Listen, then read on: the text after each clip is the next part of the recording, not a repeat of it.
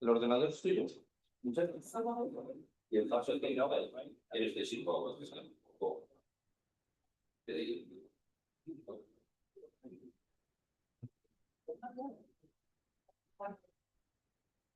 Well, good morning to everyone. Mr. Borrell, Josep Borrell, former High Representative of the European Union, dear Arab ambassadors, thank you so much for being here with us in Casa Árabe, distinguished guests and friends.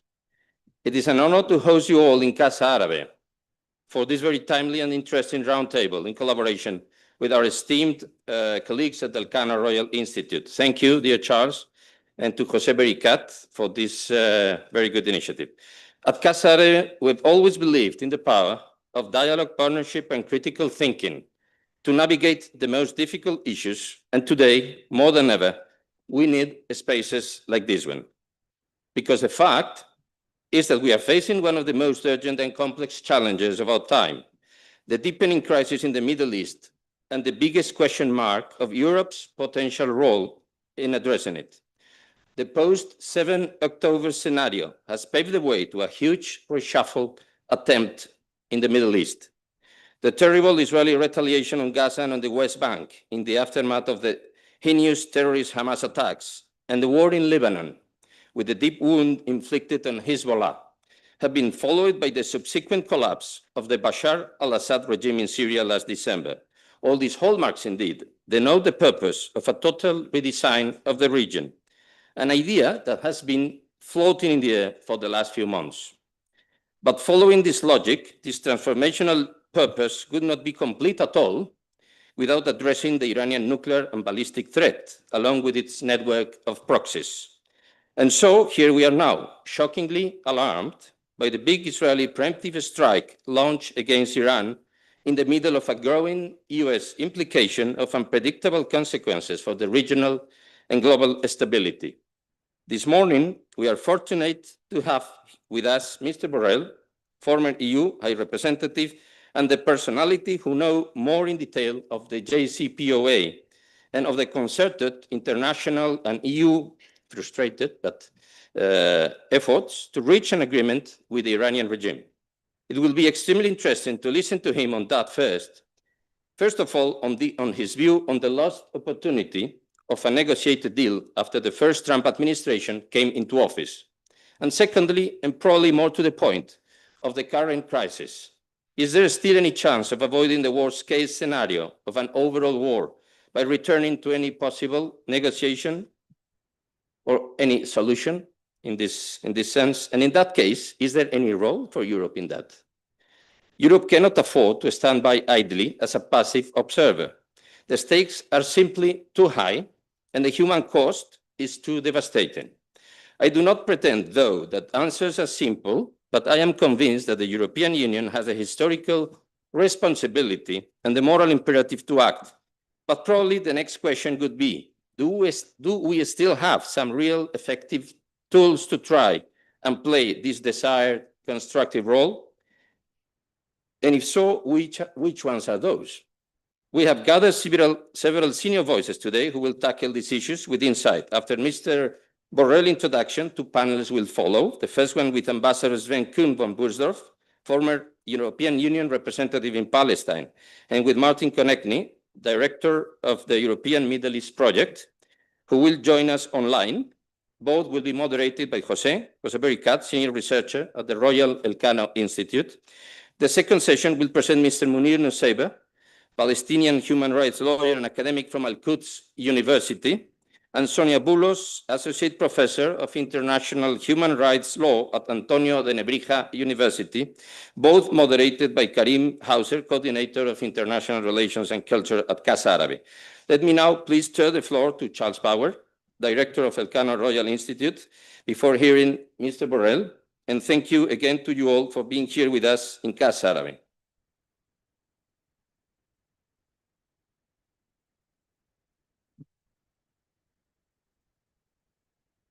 Good morning, ladies and gentlemen, Your Excellencies, dear friends.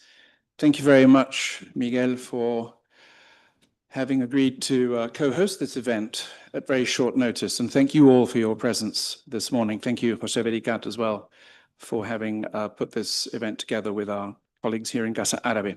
I'm going to be very brief because you're all here to listen to Josep. Muchas gracias, Josep, por acompañarnos esta mañana.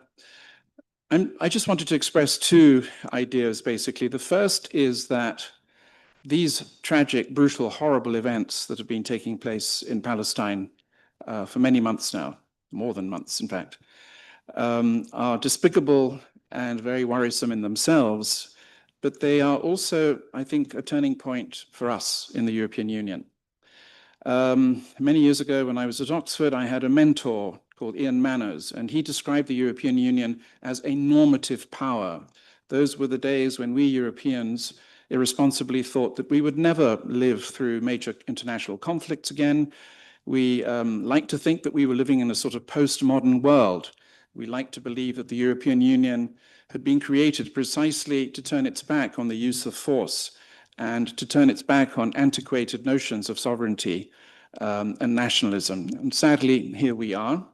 So the first issue for us as Europeans is, how are we going to respond to these challenges? Do we still hang on to this idea that we are a normative power? In other words, that what defines us is our ability to mold international norms at a time when many global actors don't seem to believe in those international norms that we regard as sacrosanct.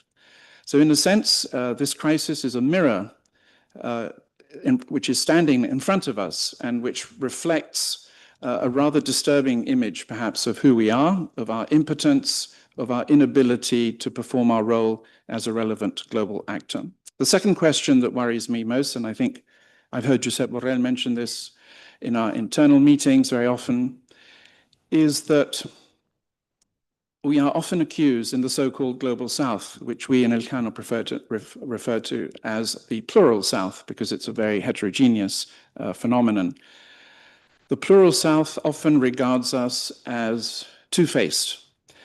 Countries in the global south or plural south often accuse us of double standards. We regard Ukraine as a horrible, brutal war which has to come to an end as soon as possible. We regard it as an existential threat. But our friends in the plural south often say, yes, but you've allowed more than 55,000 Palestinians, many of them women and children, innocent people, to be murdered, to be killed.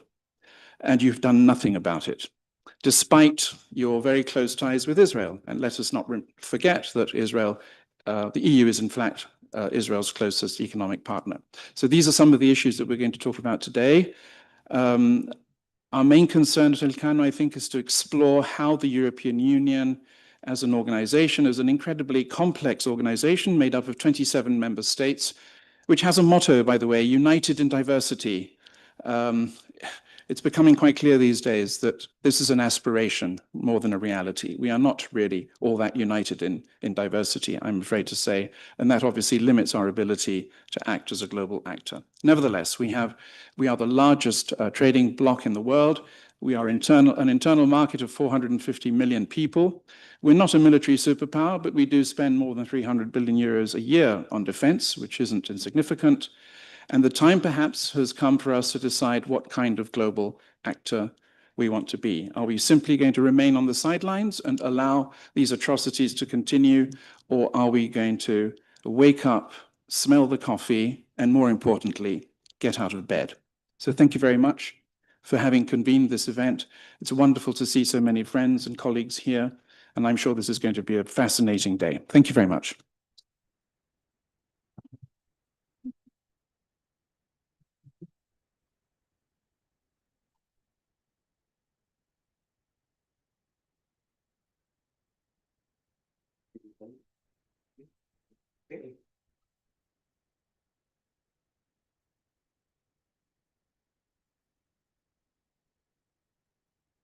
Well, good morning to everybody.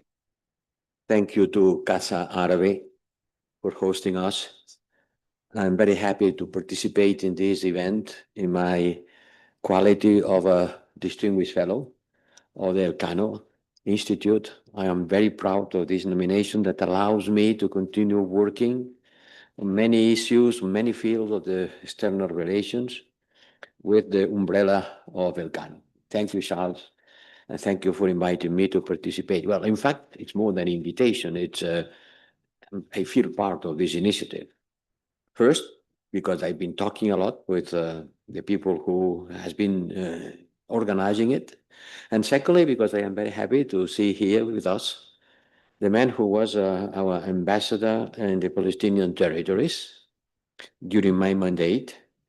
And he did a remarkable work on trying to defend the Palestinians in front of the attacks at that time, much less dangerous than today from the Israeli army.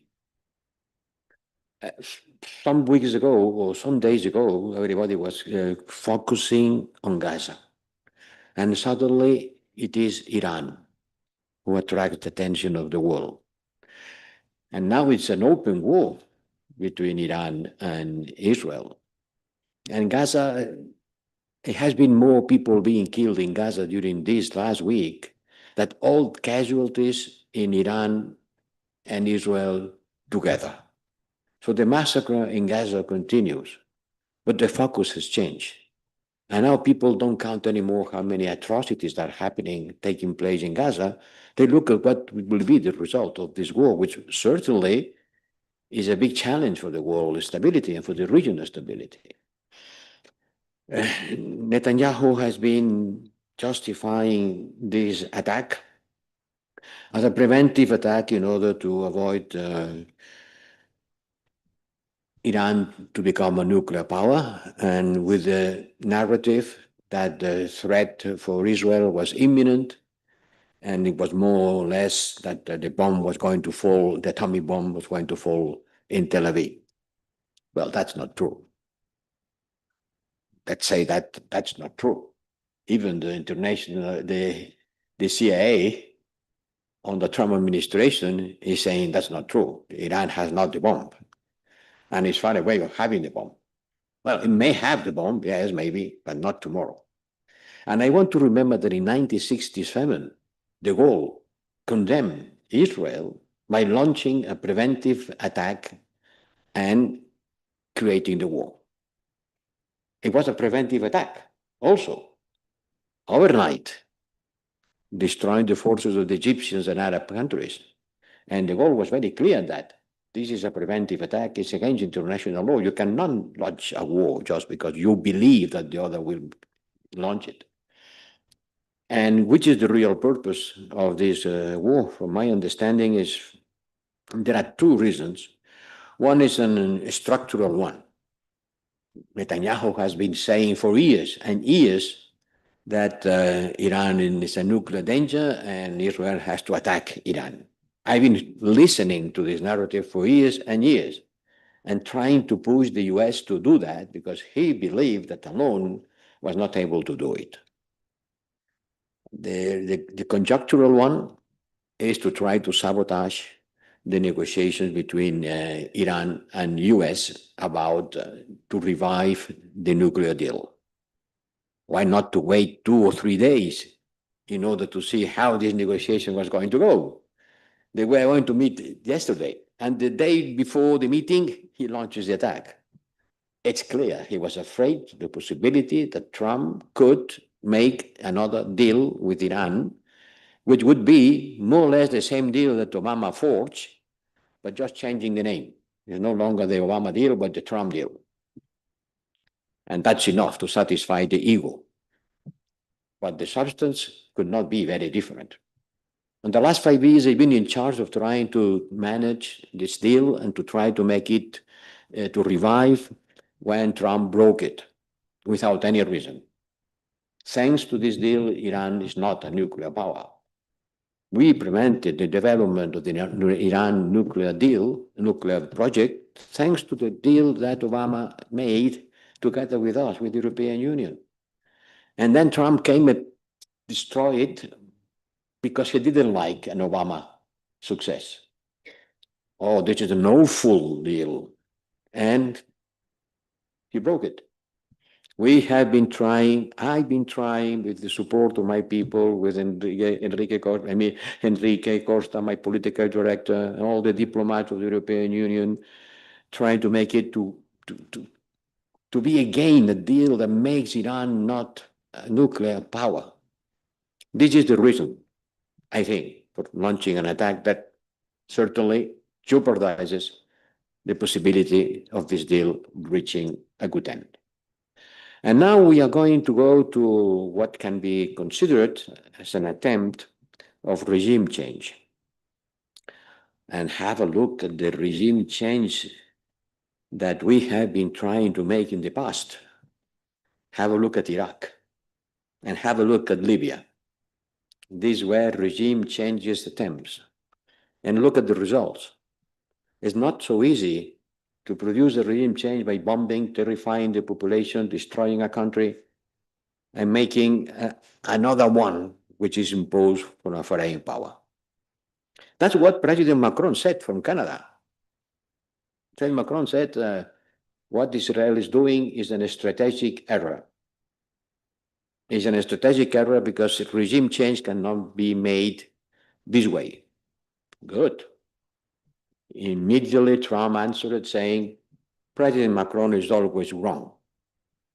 Well, maybe it's not always wrong, but he cannot say this thing and at the same time to be part of a statement produced by several European members, including the United Kingdom, saying that they support Israel because Israel is acting on the framework of international law. Come on. The Europeans, we are accumulating contradictions over contradictions. We consider that this attack is done in accordance with international law. Really? Do they really believe it? It seems it's not. It's not in accordance with international law. It's done because someone is stronger enough in order to do it. But it's a violation, a clear violation of the international law. And certainly, I am not a fan of the Ayatollah regime. But if every time that someone is not fan of the regime of the neighbor can act by bombing it, in which kind of a world are we going to be? So this is something which is against international law. The position of the Europeans is absolutely contradictory. And once again, Europeans said, we support Israel in the framework of the respect of the international law. But they have never asked themselves the critical question. Do Israel respect international law on their war? We respect the right to defend in the framework of international law. Good. Now comes the relevant question. Does Israel respect international law? They don't want to answer this question. It has to be respected. Okay, it has to be respected. Do they respect it? Silence. They don't want to put this question. And this is the relevant question. I support you as much and as long as you behave in a certain manner. Okay, do you behave in this manner?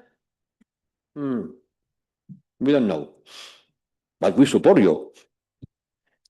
Well, this is a schizophrenic process has to come to an end. 15 months ago, President Sanchez and the Prime Minister of Ireland went to the Commission and to me as High Representative saying, please, can you check if Israel is fulfilling international law according with their obligations coming from the association with Europe? Can you do it, please? Silence. Silence. The President of the Commission didn't answer the request of two members. At the end of my term, I went to the Council and I asked to the Council, presenting a report done by the Special Envoy for Human Rights. But this report was crystal clear, and many other reports presented by different organizations explaining what's going on Gaza and in the West Bank. Don't forget the West Bank. And asked the Council to do what I could propose on the framework of my competences to stop the political dialogue with Israel. because it is only that what the High Representative have proposed. And the Council didn't support my proposal. It was not even discussed. 15 months later, and 30,000 people killed later, don't count only the time, count also the casualties. 15 months later, and 30,000 people being killed more, because when President Sanchez asked for this, there were 25 people being killed in Gaza. Now there are 55,000. In 15 months, 30,000 people more. 30,000 people more has been the requested leverage for not 3, but 17 members asking to the Commission, please, can you do at least have a glance, have a look, tell us if the international law is being respected or not. And also to the services of the High Representative. I don't know how long has passed since then. It seems that 4 weeks, oh my God, 4 weeks. 4 weeks to distinguish the day of the night. 4 weeks thinking deeply, studying deeply, to decide, not to decide, to make a proposal. Let's see what is the proposal. But 4 weeks, understand, 4 weeks. All the reports were on the table, all the substance, all the matters, all the required information were on the table since last November. Okay, 4 more weeks. How many people has been killed in these 4 weeks? On the last weeks, more people being killed in Gaza than in Israel and Iran together. Well, let's see what's coming. Let's see what's happening. But in any case, what is going on in Gaza will be a handicap in the conscience of the world, of the Europeans, and of the Israeli people. It's not going to be forgotten. But at least let's make a stop. But who can stop it? Only the ones who provide the ammunition. If you kill people with bombs, 90% of the bombs being supplied by the US and the Europeans, the only one who can stop the carnage, the massacre, is the one who provides the tools in order to make it a fact. So when I am listing European leaders, as my dear President of the European Commission saying, oh, this is intolerable. This is intolerable? Okay, if it is intolerable, don't tolerate it. Don't tolerate what you say it's intolerable. Otherwise, you look cynical. And people are perfectly aware of this contradiction, that once and again, we continue saying the same mantra. We respect the right to defense because it has to be done in the framework of the international law. It's becoming tragic. And someone is paying for this tragedy.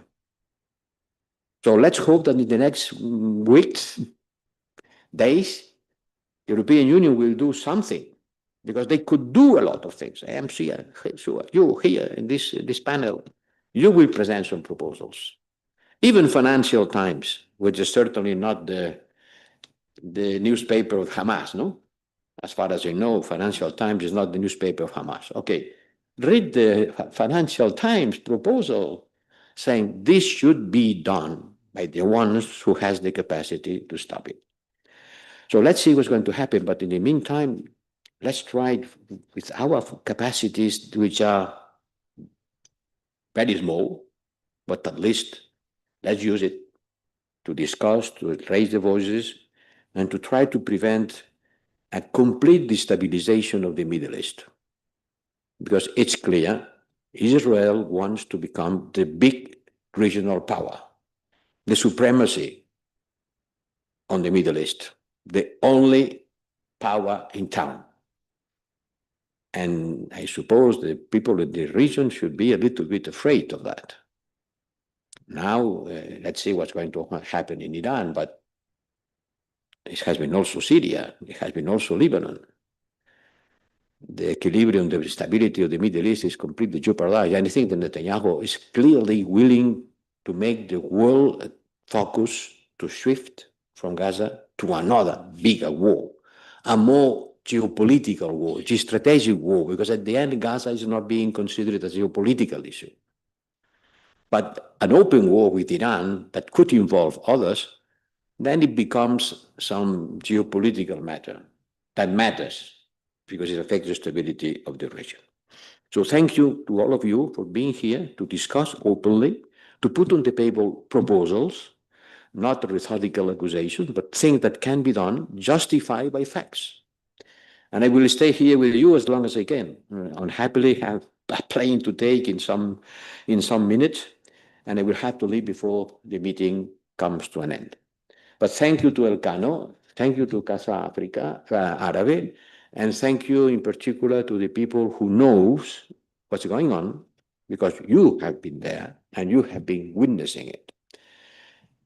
And thank you to all of you to spread the concern and the need to act about this tragedy. Thank you.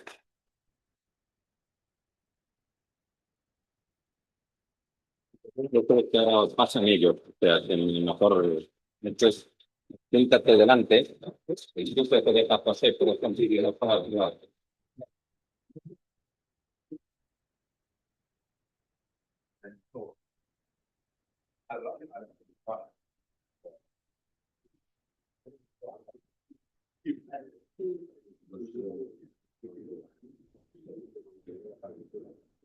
¿Me siento aquí o aquí?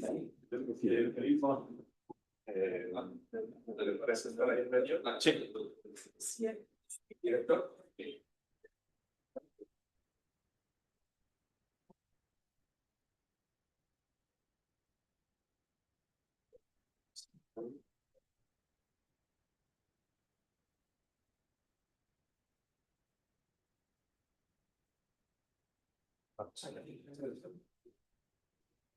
Tiene el momento micrófono.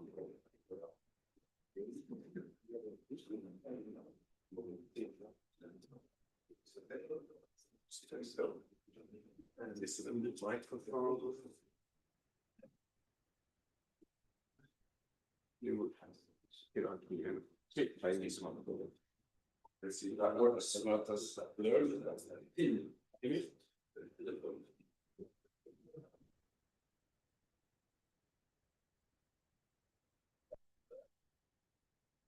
Can you hear me? Yes. Sound on? Yes. Yes. Great. Wonderful. Ladies and gentlemen, excellencies, my name is José Verigat. I'm a senior fellow.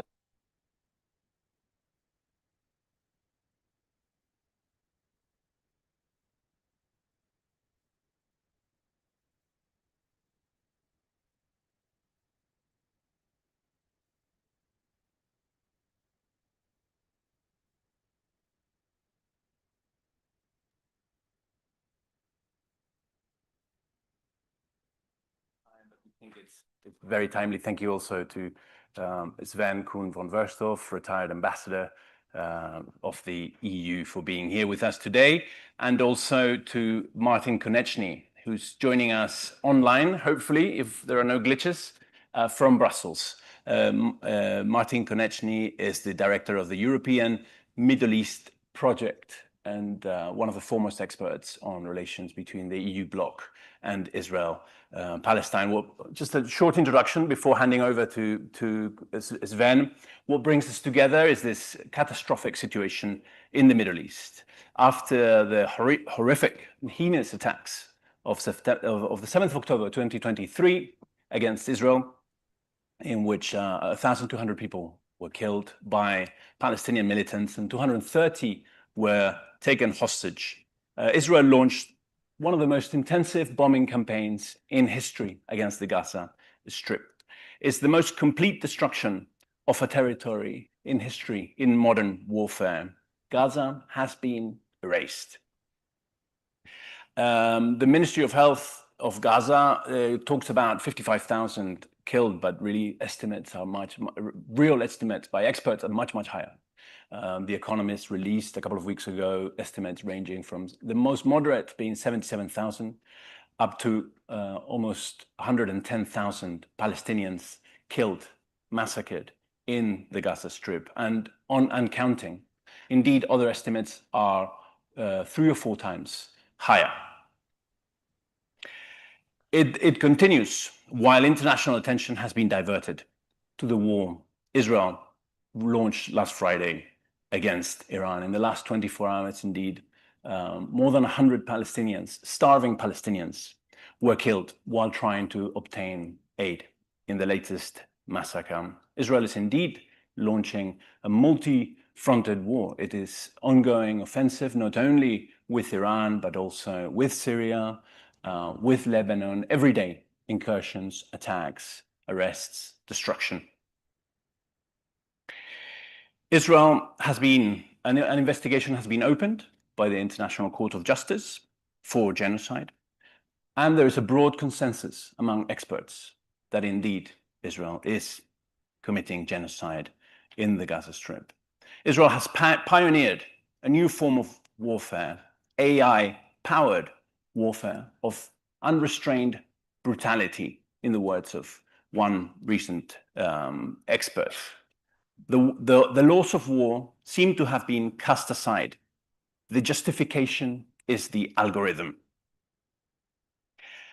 Israel launched a war against Iran just as pressure was mounting from Western powers. Indeed, we timed this event to coincide with a UN high-level panel that was sponsored by France and Saudi Arabia that would have taken place these very days, in which a major push, not only recognition of Palestine by a host of countries was being projected, but also a peace plan, an international peace plan to resolve the conflict. This sadly has been cancelled or at least postponed due to the war between Israel and Iran.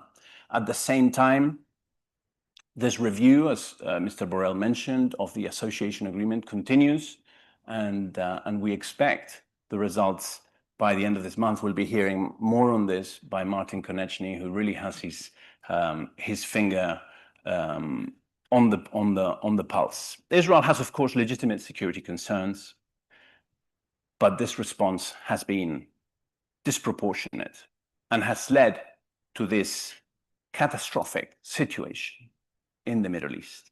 What has led to this disproportionate use of violence by Israel? Impunity, constant impunity.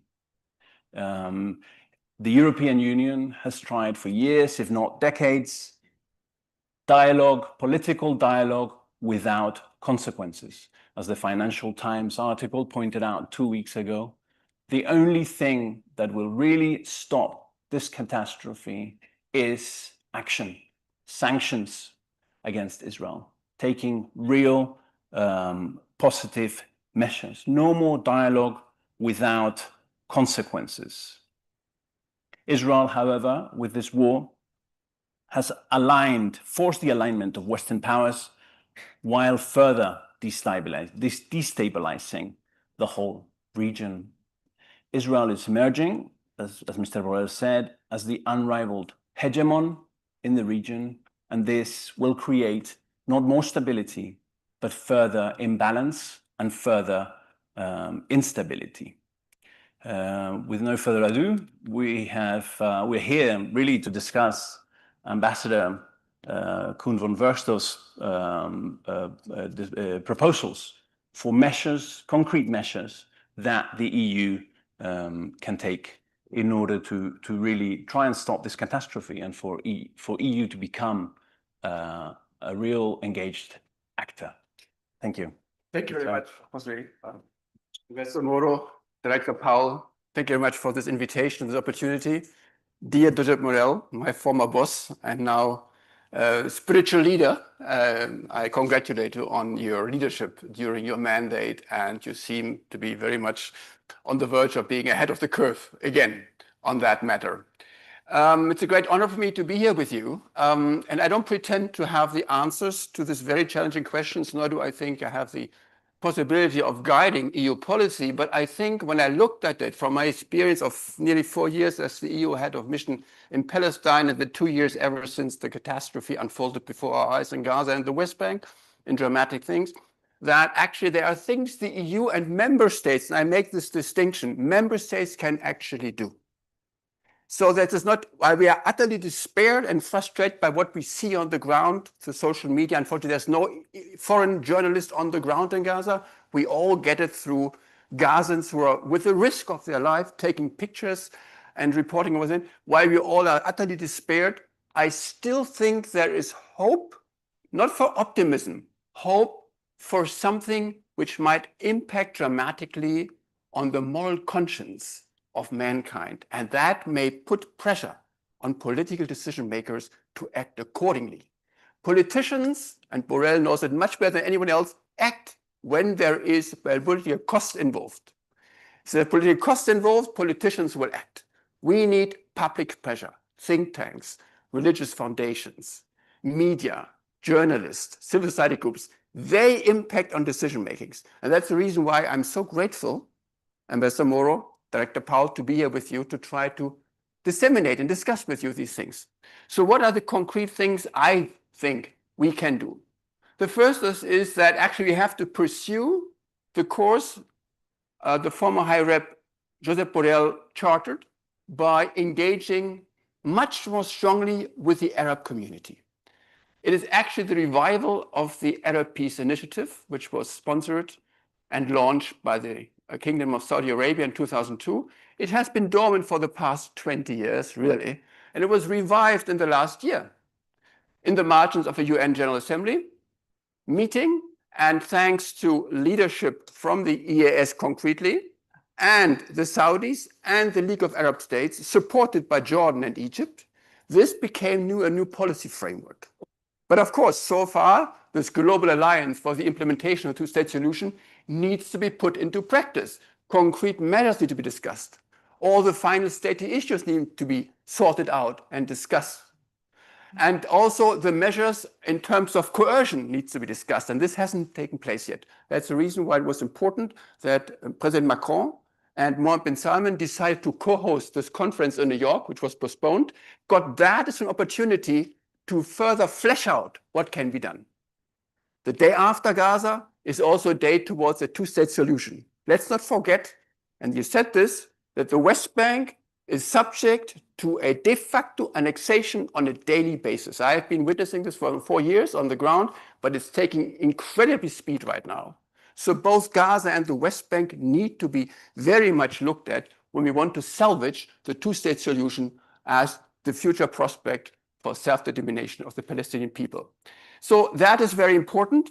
And the Gulf, as I said, and the Arab neighbors need to be fully involved.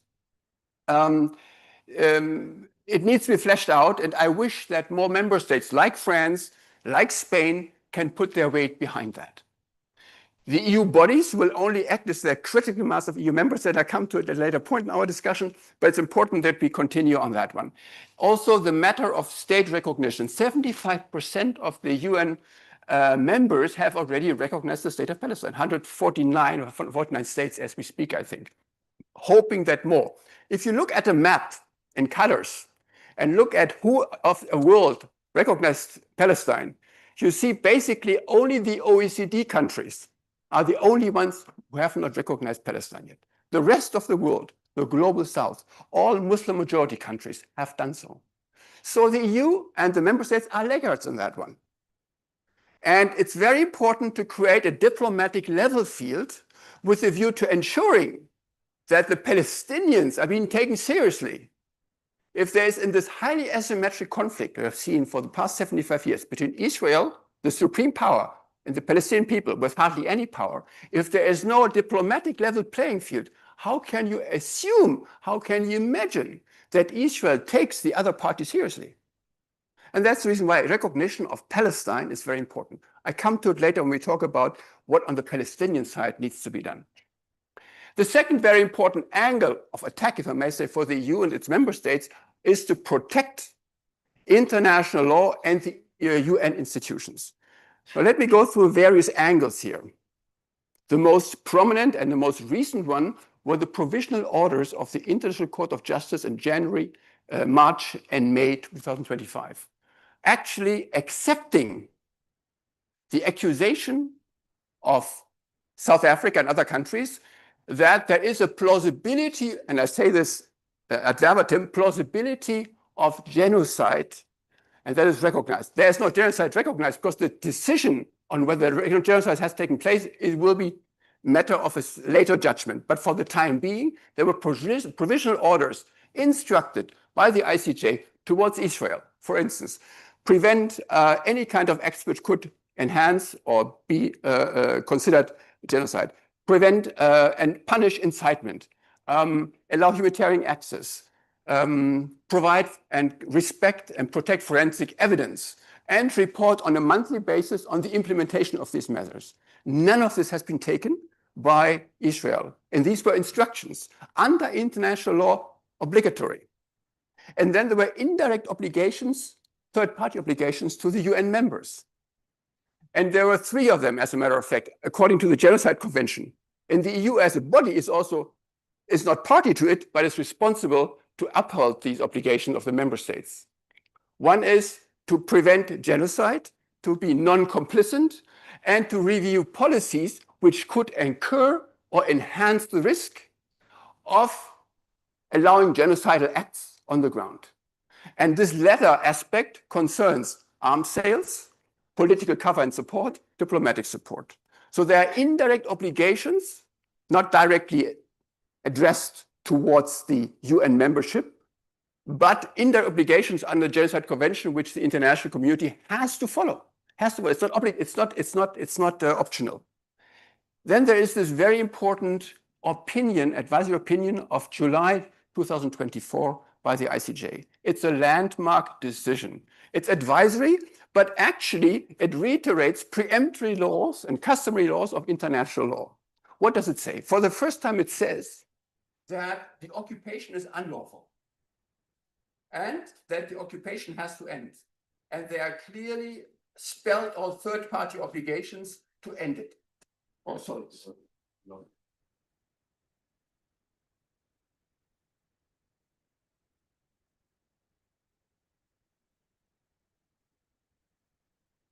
Get a magnet here. Okay. Can you hold this? I will. Instead, I'll bring you out. Oh, I can use this one if you just use this one. Yeah. Yeah. Okay. Don't worry. So I'm going to come here and so these obligations, third-party obligations, in the follow-up of the ICJ advisory opinion, concern a number of acts. And it's actually not undertaking acts which could prolong the unlawful occupation of Palestinian territory. Review assistance with a view to ensuring that none of the aid or assistance supports the prolongation of the occupation.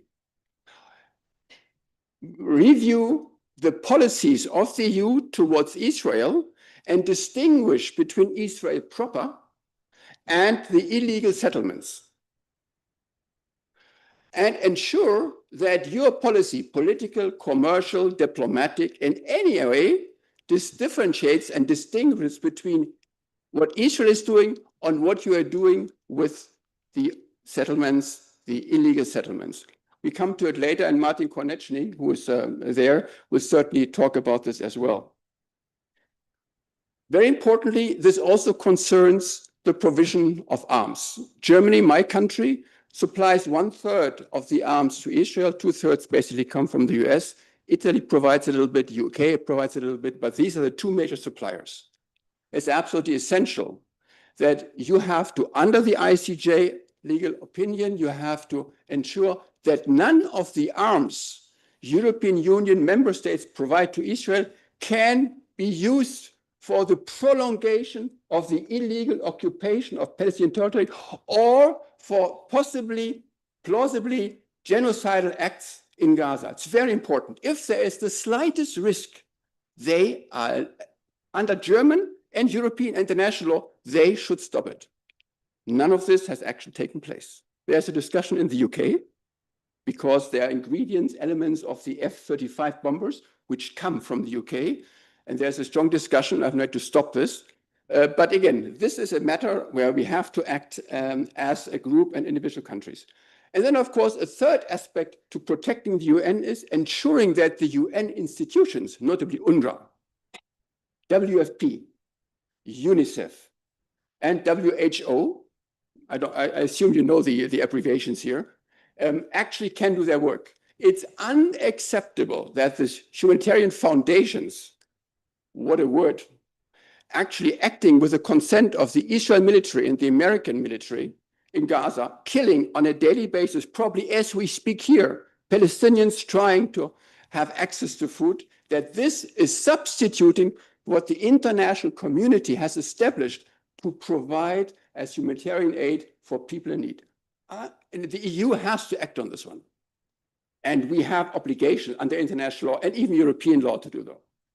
The last point, which is also contentious, are the obligations towards the International Criminal Court, the ICC. It was a blatant disregard, a blatant violation by Prime Minister Orban to have received Mr. Netanyahu, who was actually as under arrest warrant.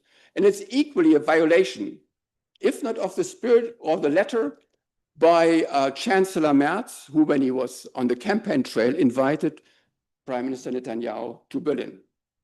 This is unacceptable. It's also unacceptable what the Chancellor said 2 days ago about Israel is doing the dirty job for us to clean up Iran.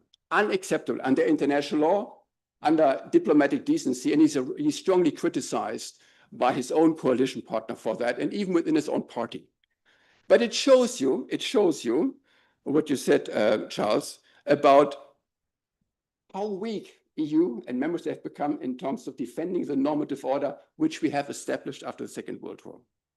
If we are singing to the tune of authoritarian leaders, of dictators, we're singing to the tune of megalomaniac leaders in the US, we are completely disregarding the very foundation upon which not only Germany, but the EU has been built. The DNA of Europe is adherence to international law.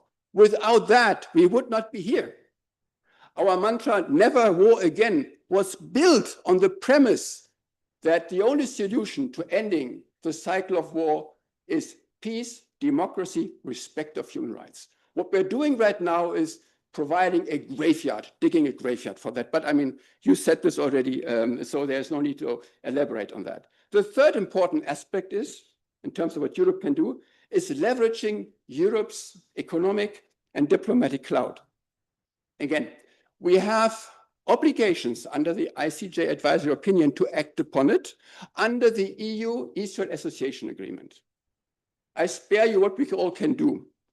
But one possibility is, and if you want to imagine what could be done, just look at what we have been doing in record time with Russia. 17 packets of sanctions, the farthest reaching sanctions ever contemplated and ever implemented by the EU. So it is possible. Even if you have people like Mr. Orban or Mr. Fico in Slovakia objecting, we have possibilities of doing these things if there is political will and determination. Now, what can be done? On the 23rd of June, we're having the Association Council. Of course, we can suspend the entire agreement if the EU leaders come to the conclusion that the Article 2 human rights clause has been violated. Olaf Skog, your special envoy for human rights, has a very clearly established report, which was leaked recently, as a matter of fact. I mean, you don't need to spend weeks and weeks to analyze this, or any UN report, and you don't even need to go to Francesca Albanese's report. Any UN report is crystal clear about that. Israel is in permanent and constant and strong violation of its human rights obligations towards its partners, towards the international community. So one way would be suspension. However, since we need for suspension unanimity, all 27 members need to do that, one could probably go for lesser ambitious goals. For instance, one could cancel the Horizon Europe project, which is a very important multi-billion euro program where Israel is a primary beneficiary. It's actually academic and think tank and scientific cooperation. Even Erasmus, these are things which can be decided upon by 2/3 majority. They are part of the commercial agreement, and as such can be acted upon through qualified majority voting. That means 55% of the 27 member states, representing 65% of the population of 450 million. These two numbers together allow a decision to go through on a matter pertaining to commercial policy. If the matter is a political matter which concerns sanctions, so a CFSP matter, then you need, by definition, unanimity. If you don't have a unanimous decision, either by the heads of state of the European Council or the ministers, which Josep Borrell led for 5 years, if you don't have that, as a precursory development, you cannot act upon qualified majority for implementing it. That's the caveat we have in the EU. There are flexibility mechanisms, but you need political will, both by the European Union leaders and the member states, to be willing to actually give away a part of their sovereign prerogatives as the individual state, not to block decisions. We have possibilities in the Lisbon Treaty, and we can discuss it, but that is one of the reasons why it's so difficult. Now, Martin will certainly talk about it, but the differentiation policy has been implemented very badly. There is a labeling requirement. The EU Department of Trade, following up on a European Court of Justice order of 2019, instructed all producers in Israel of saying where the product comes from, the wine or the fruits. Do they come from Israel or from settlements? But we have no mechanism to monitor this. We also have no mechanism, for instance, to verify whether there are indirect subsidies from Israel through banks, enterprises, institutions supporting settlement producers. We don't have it. Right now, according to estimates, about 300 million euros worth of goods come from settlements. But we have no statistical evidence, which is 15 times more than what the Palestinians from the occupied territory export to the EU. Just to give you the idea. Our trade with Israel as the EU is in the vicinity, imports and exports together, of 70 billion euros. Yeah, 70 billion exports and imports. And then the trade, the services is about another 30 billion. So we have a huge leverage if we want to make it impactful. We're the most important trading partners, as Charles said, but we need to act. So that is very important. I think we can do something, but it has to be done with a far more impetus. I also don't want to just pass over the issue of conditionality towards the Palestinian leadership. Israel is the main culprit, there is no doubt, in terms of prolonging an illegal occupation, but also for discussing the day after, we need to address the power vacuum, not only in Gaza, but also dysfunctional leadership, which we have in Ramallah. The last elections took place in 2006, won by Hamas, by the way. The 2005 presidentials brought Mr. Abbas in power. For 20 years, we don't have a democratically elected government in Palestine. And that creates a huge disincentive for young people, notably, who never voted for the leadership currently there, neither for Hamas nor for Fatah, to stay engaged. If you want to create a power which is legitimate, recognized, effectful, you need to have an electoral process which gives that credibility from the electorate to the people. Now, right now, with the war and the carnage going in Gaza, you cannot imagine that. But according to plans we have seen from Palestinians, 1 or 2 years from now, subject to ending the war in Gaza, it is possible, and subject to providing in the interim a unified Palestinian technocratic governance. And the EU could help building it by conditioning its aid, its diplomatic support to political reforms along that line. So it's just not Israel which we can actually, impact on if we get our act together. It's also the Palestinian leadership. There is no example in the world where you can impose a government from the outside. It has to grow from within. So unified, legitimate leadership in Palestine is a conditio sine qua non for the day after in Gaza and the West Bank. So last thing, forge coalitions of the willing. We've seen the problems with unanimity because of our construction errors in the Lisbon Treaty. If it is impossible to act in good order and time and with determination and focus, we need to look at member states. And please, I want to end with a note of hope here. You can see that your government in Spain took the lead in recognizing the state of Palestine a couple of weeks ago, 2 months ago, with Slovenia, Ireland, and Norway together. By the way, it was Norway. It's not an EU member state.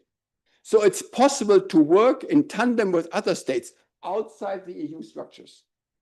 It is possible, but you need to move ahead. And countries with political clout and economic firepower can do so. Right now, the discussions towards ending the war of Russia against Ukraine is taking place by 3 major powers: the UK, France, and Germany. There is no EU there because we can't agree on certain measures because of our laggards, Hungary and Slovakia and others. So that's very important right now, that we need to look at building blocks where European Union member states as a group can move ahead. If it is impossible to use the flexibility mechanisms under the Lisbon Treaty and get everybody on board, that will create momentum in order to be impactful on the ground. So let me finish with one thing. For that to happen, politicians need to be held to account. Your Spanish Prime Minister, the German Chancellor, the British Prime Minister, the French President, the Italian President, a Prime Minister in this case. And this comes from civil society, from think tanks, from media, from public voices. Without that pressure, they will not move. If there is a political cost, they might move. And don't wait for Mr. Trump to give you the signal to move ahead. It has to come from our countries. And that's the reason why I'm so grateful for being able to talk to you here. Thank you very much.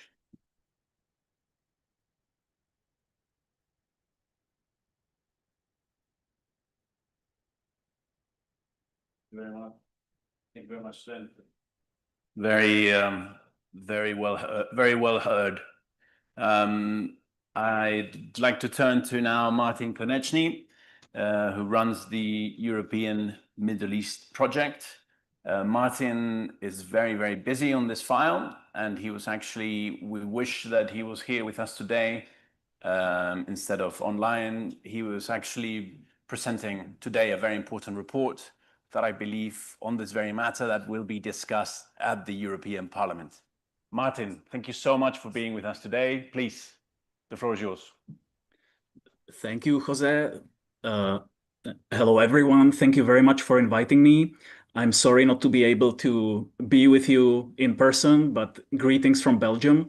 I hope you hear me well through this connection. And it's an honor to be able to speak after the 2 distinguished speakers. I think they covered much of the ground that I was planning to cover. So what I will do is that I will maybe add on to some more elements in addition to what both of them, both Mr. Borrell and Sven Bergsdorf were mentioning. So let me maybe start with where we are right now in the EU. As has been mentioned, there will be an important meeting of EU foreign ministers on Monday, the 23rd of June, where the ongoing review of Israel's compliance with Article 2 of the Association Agreement will be presented and discussed. And there should also be a discussion on the next steps.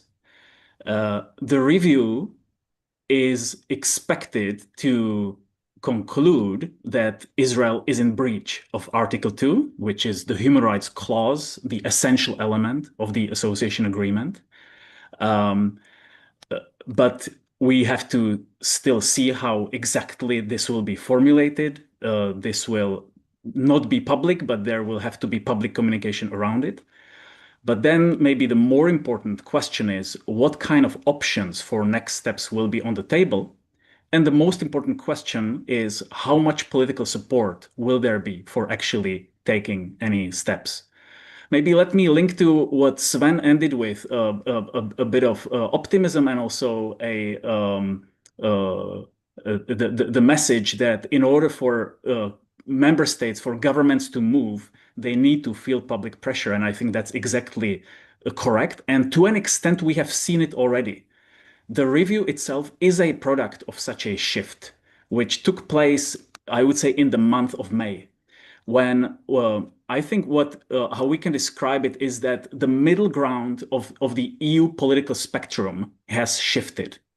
As Mr. Borrell explained 1 year ago, or more than 1 year ago, when Spain and Ireland came up with the proposal to put the association agreement on the table and review compliance with Article 2, there was very little support. Maybe Belgium, maybe Slovenia, but not much more beyond that. So only that flank of governments who are, let's say, most concerned about the plight of the Palestinians have responded to it. And only 1 year later, when the death toll has more than doubled, the middle ground of the EU shifted, led by the Netherlands, which is a country with a center-right and even far-right government, which is quite strongly committed to Israel.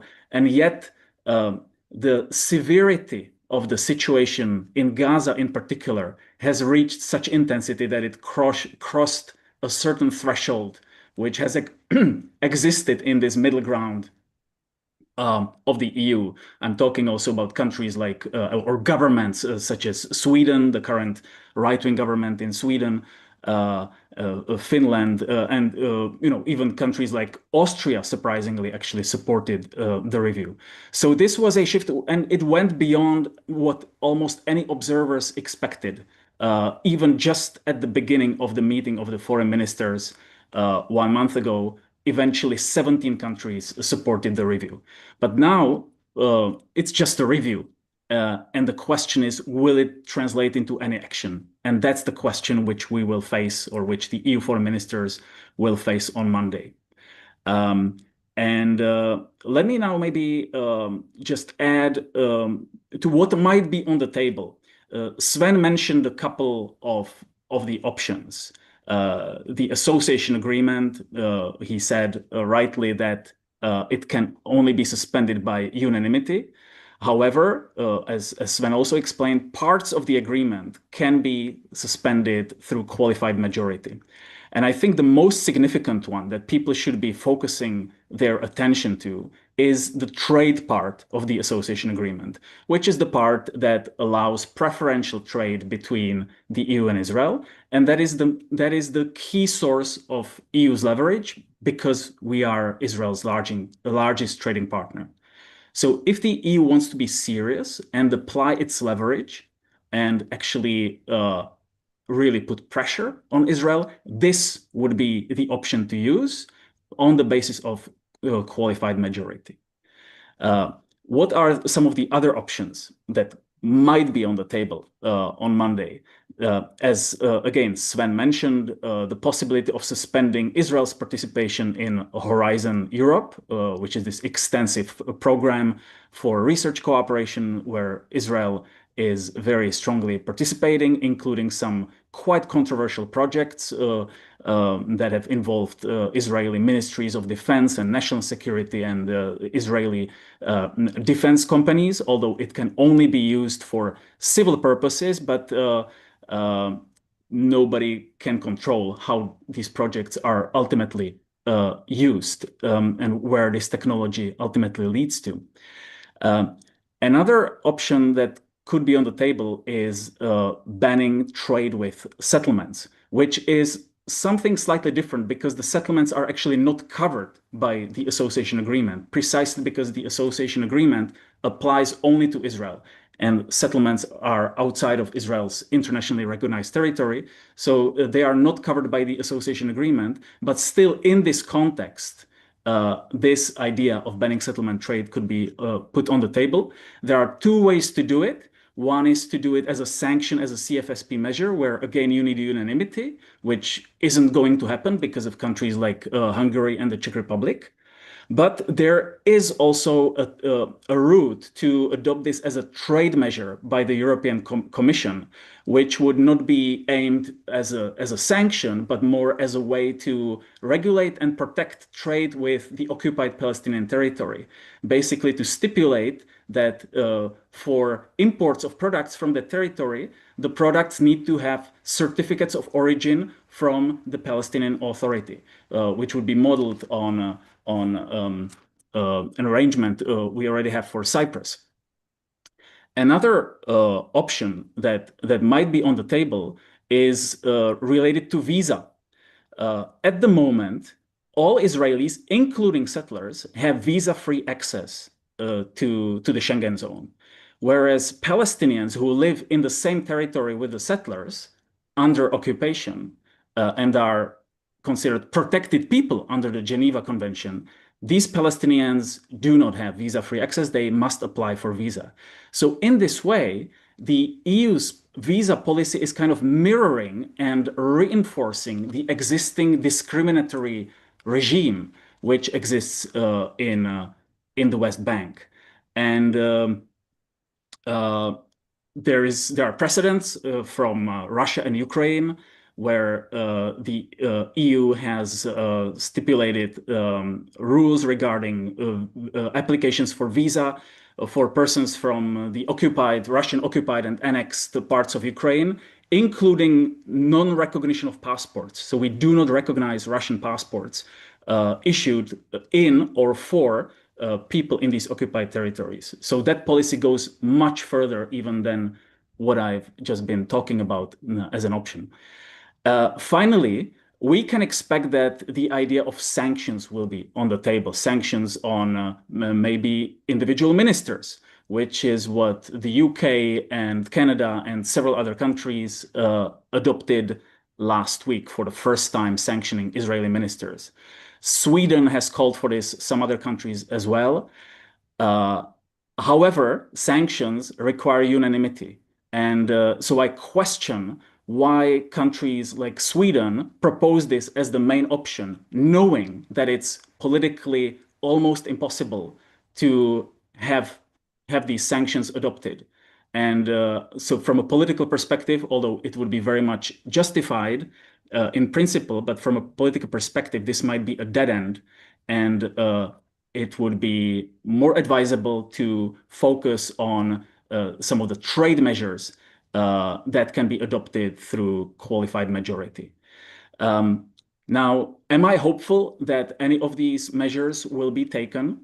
It's really hard to say. Again, at the foreign ministers meeting last month, nobody expected that so many member states would support the review. And there was a real sense of a shift. But now the dynamics have shifted, also with the Israel-Iran war. And it is very hard to predict where the discussion will go on Monday. I could absolutely imagine that there will be no agreement to do anything.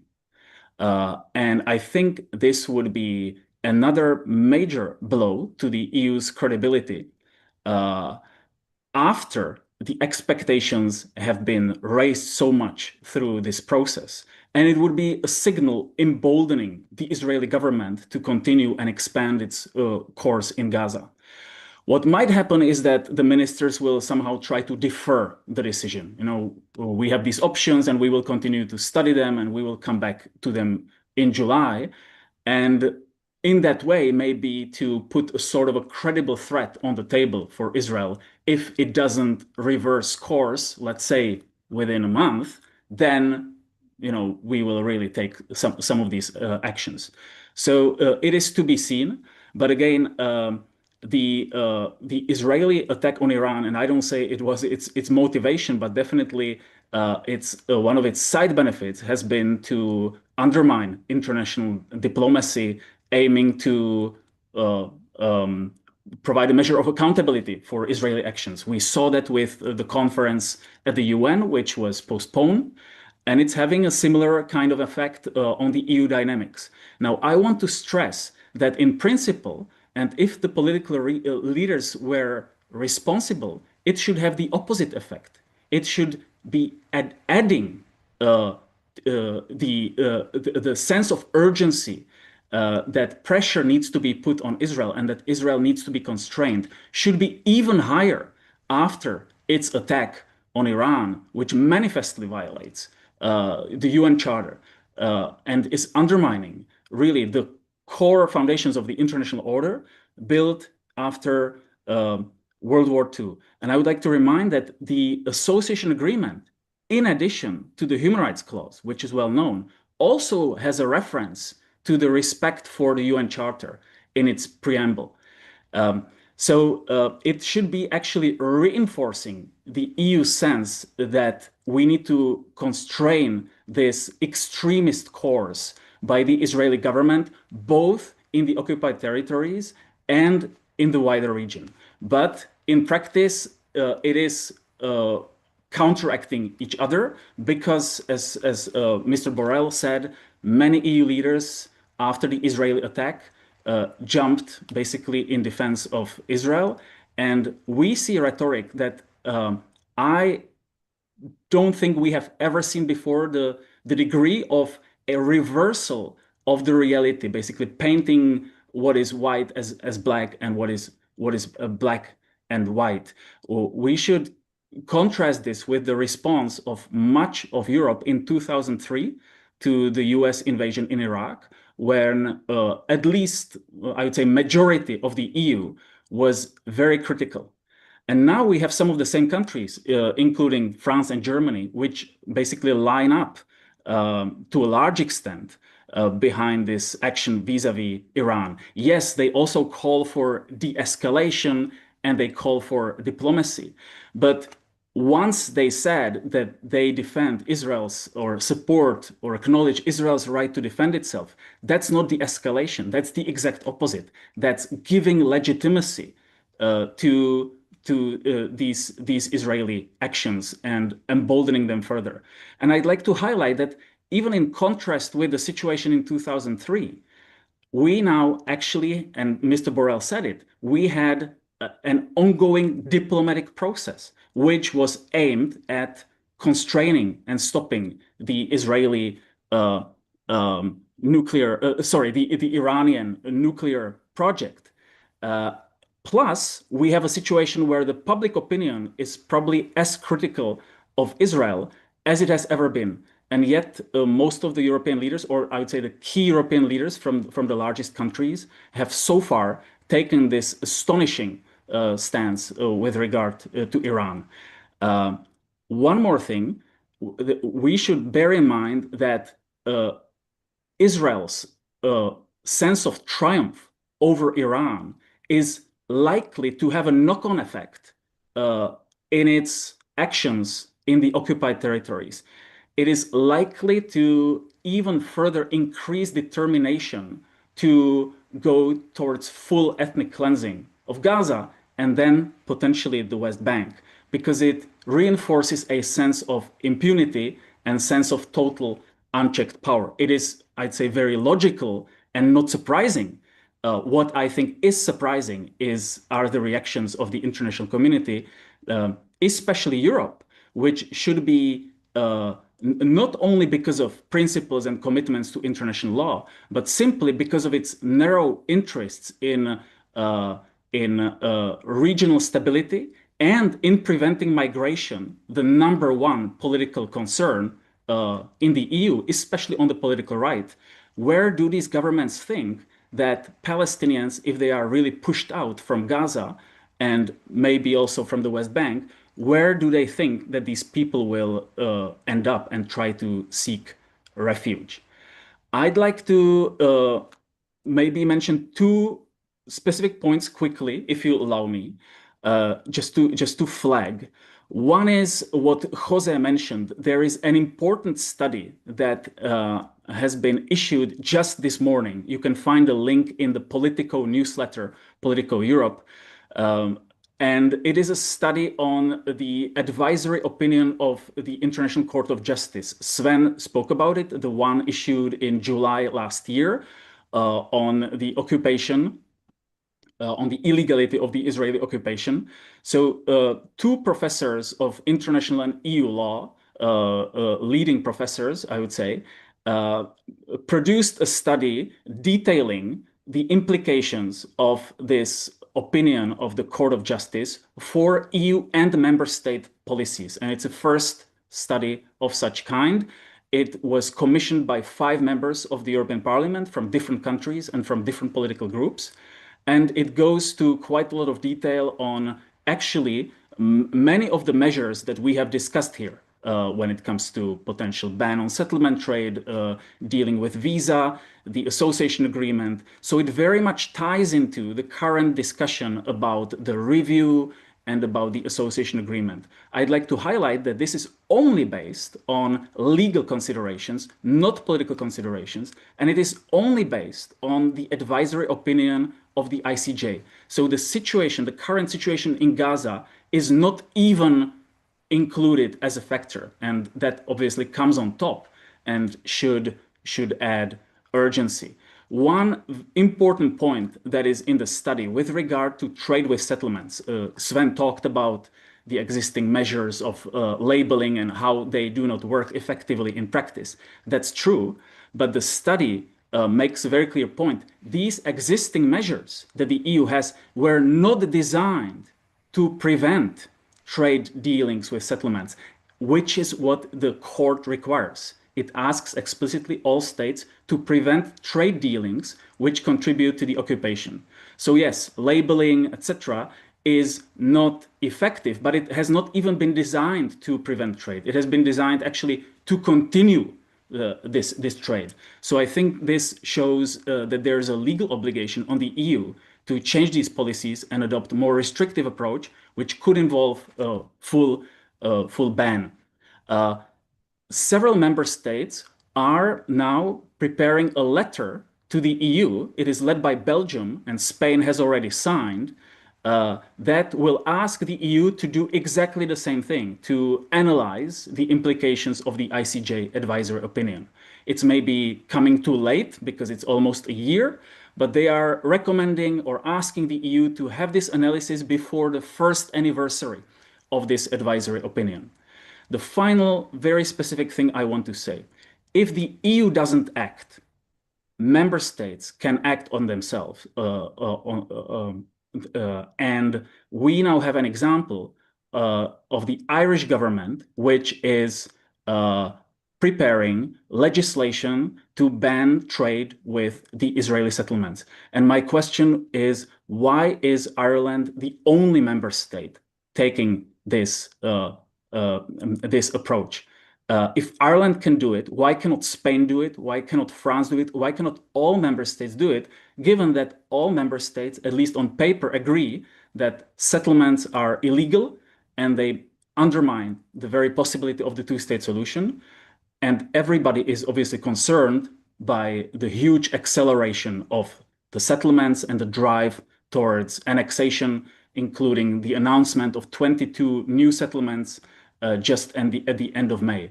So that would be maybe my final specific point that I'd like to highlight. This is something, if Ireland can do it, every member state can do it. Do not leave Ireland alone. Thank you.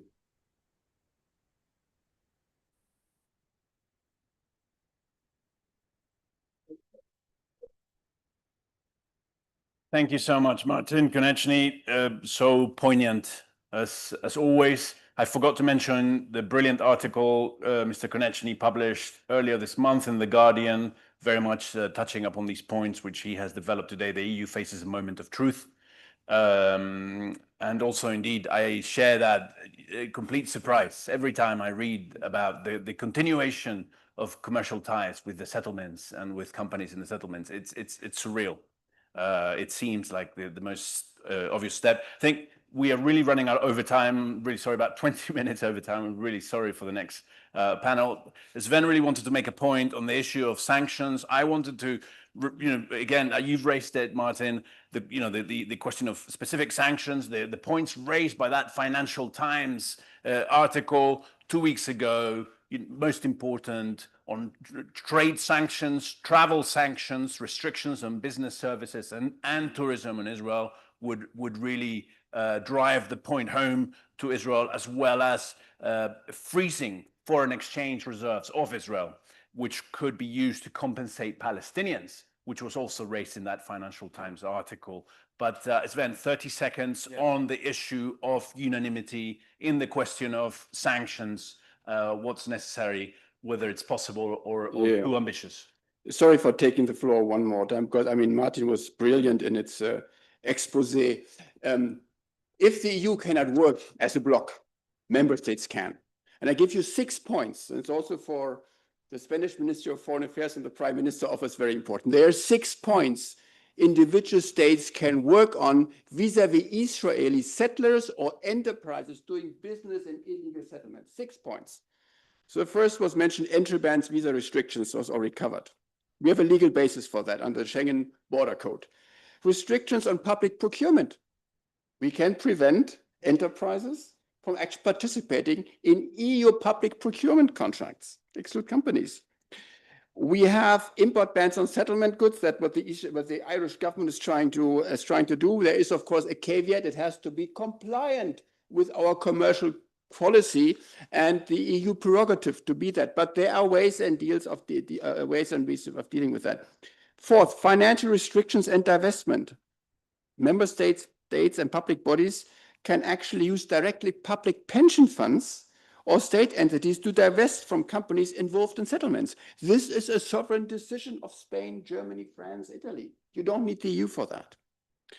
Criminal prosecution under universal jurisdiction. You may have heard that in some countries, in Latin America, for instance, but also in other countries, Israeli soldiers who served in Gaza and took their selfies while bombing homes, etc., can actually be persecuted under the universal jurisdiction law.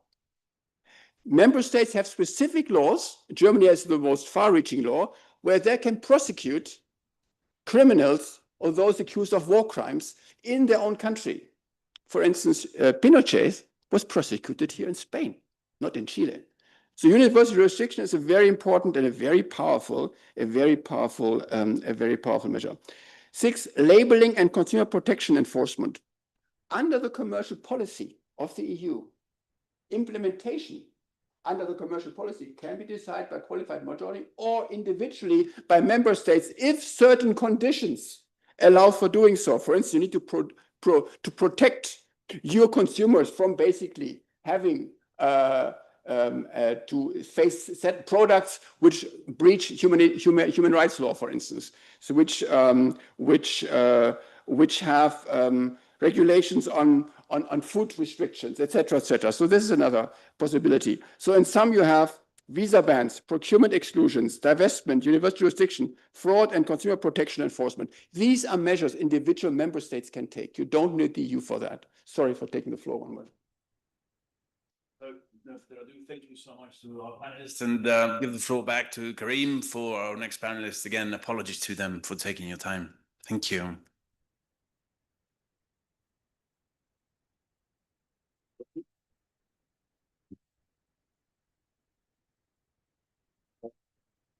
I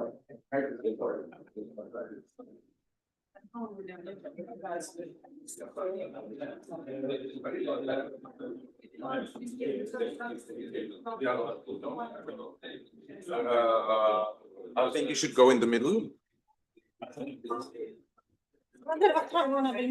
Well, Mike, it works, right? Yes, it does.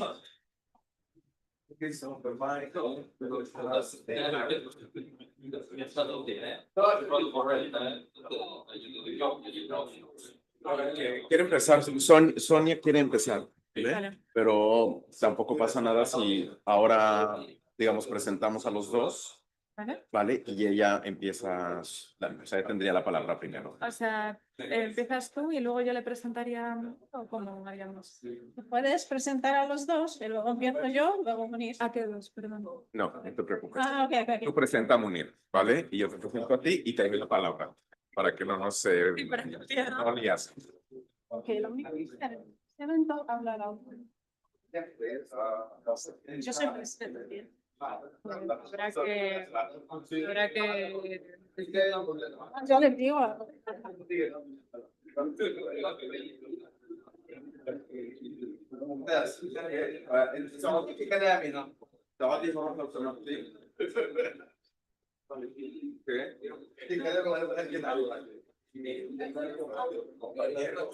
Gracias, estamos haciendo de todo.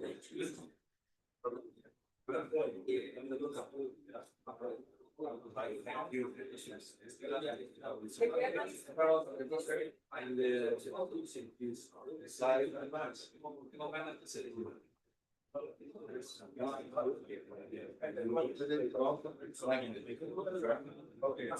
will probably use that okay? So I will stand there, yes. I prefer to stand there. And you can have my. You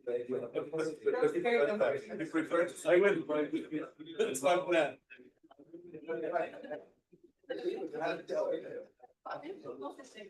Sí, vale, sí, todos se ven. Muy bien. Bueno, menos yo, pero yo vengo a solito. Okay, todos, you will all stand up. Okay.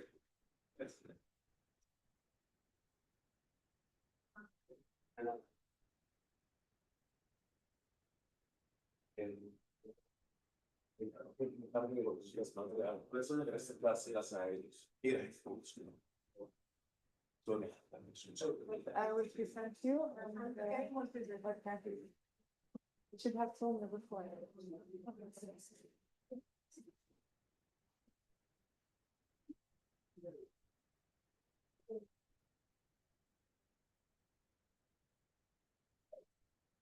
Okay. So thank you to all of you who are still here. This is the second and final panel of this very timely roundtable that we have organized with Elcano. Thanks to Jose Bericat, who has been somehow the brainchild of this meeting. And we thought we would do this to divide the roundtable in the first, the view from Europe, and second, the view from Palestine. So we have Dr. Munir Nusseibeh. He's a professor of international law and director of the Human Rights Clinic and at Al-Quds University. And he will be introduced by Noor Al-Qaoud from the Jerusalem Hispano-Palestinian Association. Thank you. Buenos dias. Good morning, everybody. First of all, thank you for being here after 1 hour and a half. From la Asociación Hispano-Palestina de Jerusalén, it's our honor and our pride to be presenting today Dr. Munir Nusseibeh, and now you will understand why. Dr. Munir is a distinguished Palestinian human rights lawyer and an academic based in Al-Quds University in the capital of Palestine. By the way, for those of you who do not know Al-Quds, the word, it means Jerusalem.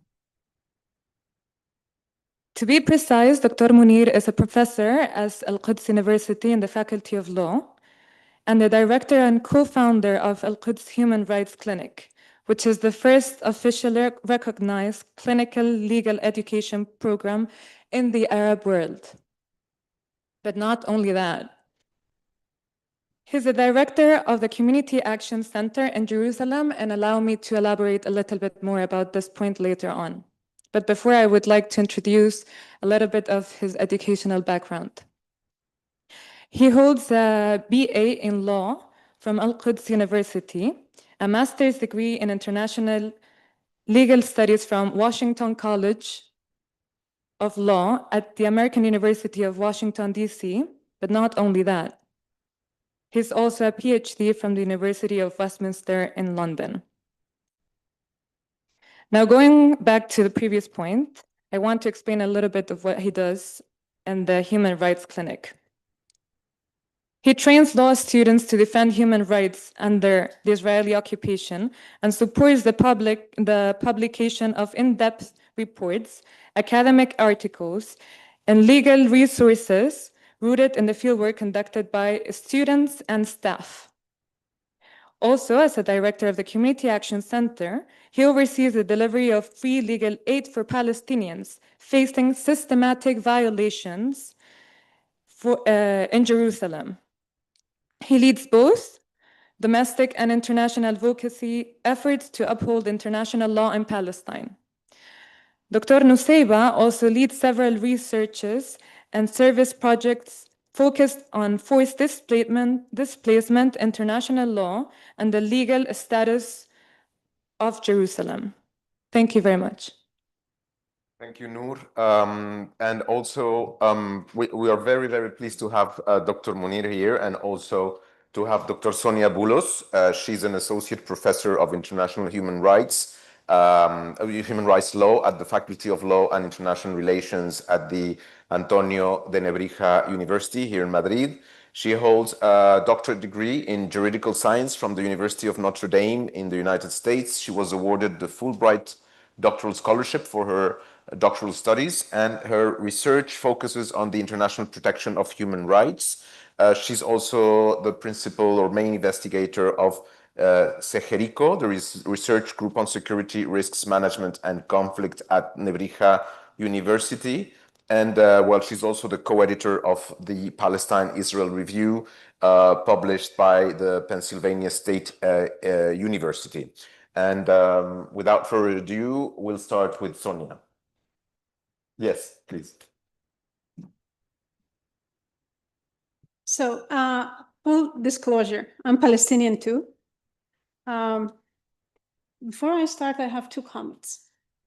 You know, after 7 decades of colonization, I think Palestinians, you know, we tend to object and dissent all the time. It's the only way we can survive. So I have two comments in that spirit. One, I think the title should be not the catastrophic situation in Gaza, it should be the genocide in Gaza. It is only lamentable that after more than 19 months of live stream genocide that we still hesitate to call an event what it should be called. And the second one, that's I'm the only one wearing a dress in this event. Anyways, thank you very much for inviting me. The thing is, I'm an international law professor, as Karim mentioned, so I'm going to repeat some of the things that have been said already, but I'm going to do that from an international law perspective and less from a European law perspective and a very strict law kind of, you know, emphasis. Because I don't have much time, I wrote my presentation, so I can say whatever I want to say, you know, on time. Okay, so in a 2011 publication celebrating 25 years of Spain's membership in the European integration project, Joaquín Almunia, a Spanish politician and former vice president of the European Commission, argued what distinguishes the EU from other international organizations is the fact that the Union's most appealing asset is not economical, but rather it lies in its principles and values. No case challenges this assumption more than the ongoing genocide in Gaza. So I'm going to be focusing on 3 events to say how the EU utterly failed in responding adequately to major legal developments at the international level. So I'll start with the case, the genocide case brought by South Africa. I'll talk a bit about the arrest warrants, and finally on the advisory opinion. You have heard about these 3 events already, but as I said, I'm going to be more focusing on the legal aspect. So starting with the provisional measures in the case brought by South Africa. In its order on provisional measures, in the application of the Convention on the Prevention and Punishment of the Crime of Genocide in Gaza, the ICJ declared that the risk of genocide was plausible and that there was a real imminent risk of irreparable harm to the rights of Palestinians protected under the Convention. The Genocide Convention, as it is called, focuses on prevention, not only on punishment. Prevention is a key element. In the Bosnian genocide case, the ICJ made it clear that the obligation to prevent genocide required states to employ the means at their disposal to prevent persons or groups not directly under their authority from committing an act of genocide. The obligation to prevent arises at the instance that the state learns of or should have learned of the existence of a serious risk that genocide will be committed. In the South African case, the ICJ established that the risk of genocide is plausible and imminent. It put states on notice that supplying weapons to Israel could entail legal responsibility for failure to prevent genocide or even for complicity in genocide. Given the trade relations with Israel, the EU and key member states have, in the language of the court, the capacity to influence effectively the actions of Israel. They must take proactive measures to prevent genocide. But what did they do, or at least some of them? They continue to arm Israel. And they could be legally responsible for aiding and abetting the commission of a crime, international crime. The EU itself is, pride itself of being great supporter of the Armed Trade Treaty. Nobody talks about this treaty, which is very relevant, which was adopted in 2013. The treaty states a state party shall not authorize any transfer of weapons if it has knowledge at the time of authorization that the arms or items would be used in the commission of genocide and other international crimes. Since the adoption of the EU common position on arms exports, EU member states are legally bound to assess license applications for the export of arms. They must deny licenses whenever there is a clear risk that the export of military technology and equipment might be used in the commission of serious violation of international law, including genocide. Complicity in genocide entails two main elements. One, a state must provide aid or assistance to the genocide perpetrators, with the supportive act having substantially facilitated the genocide.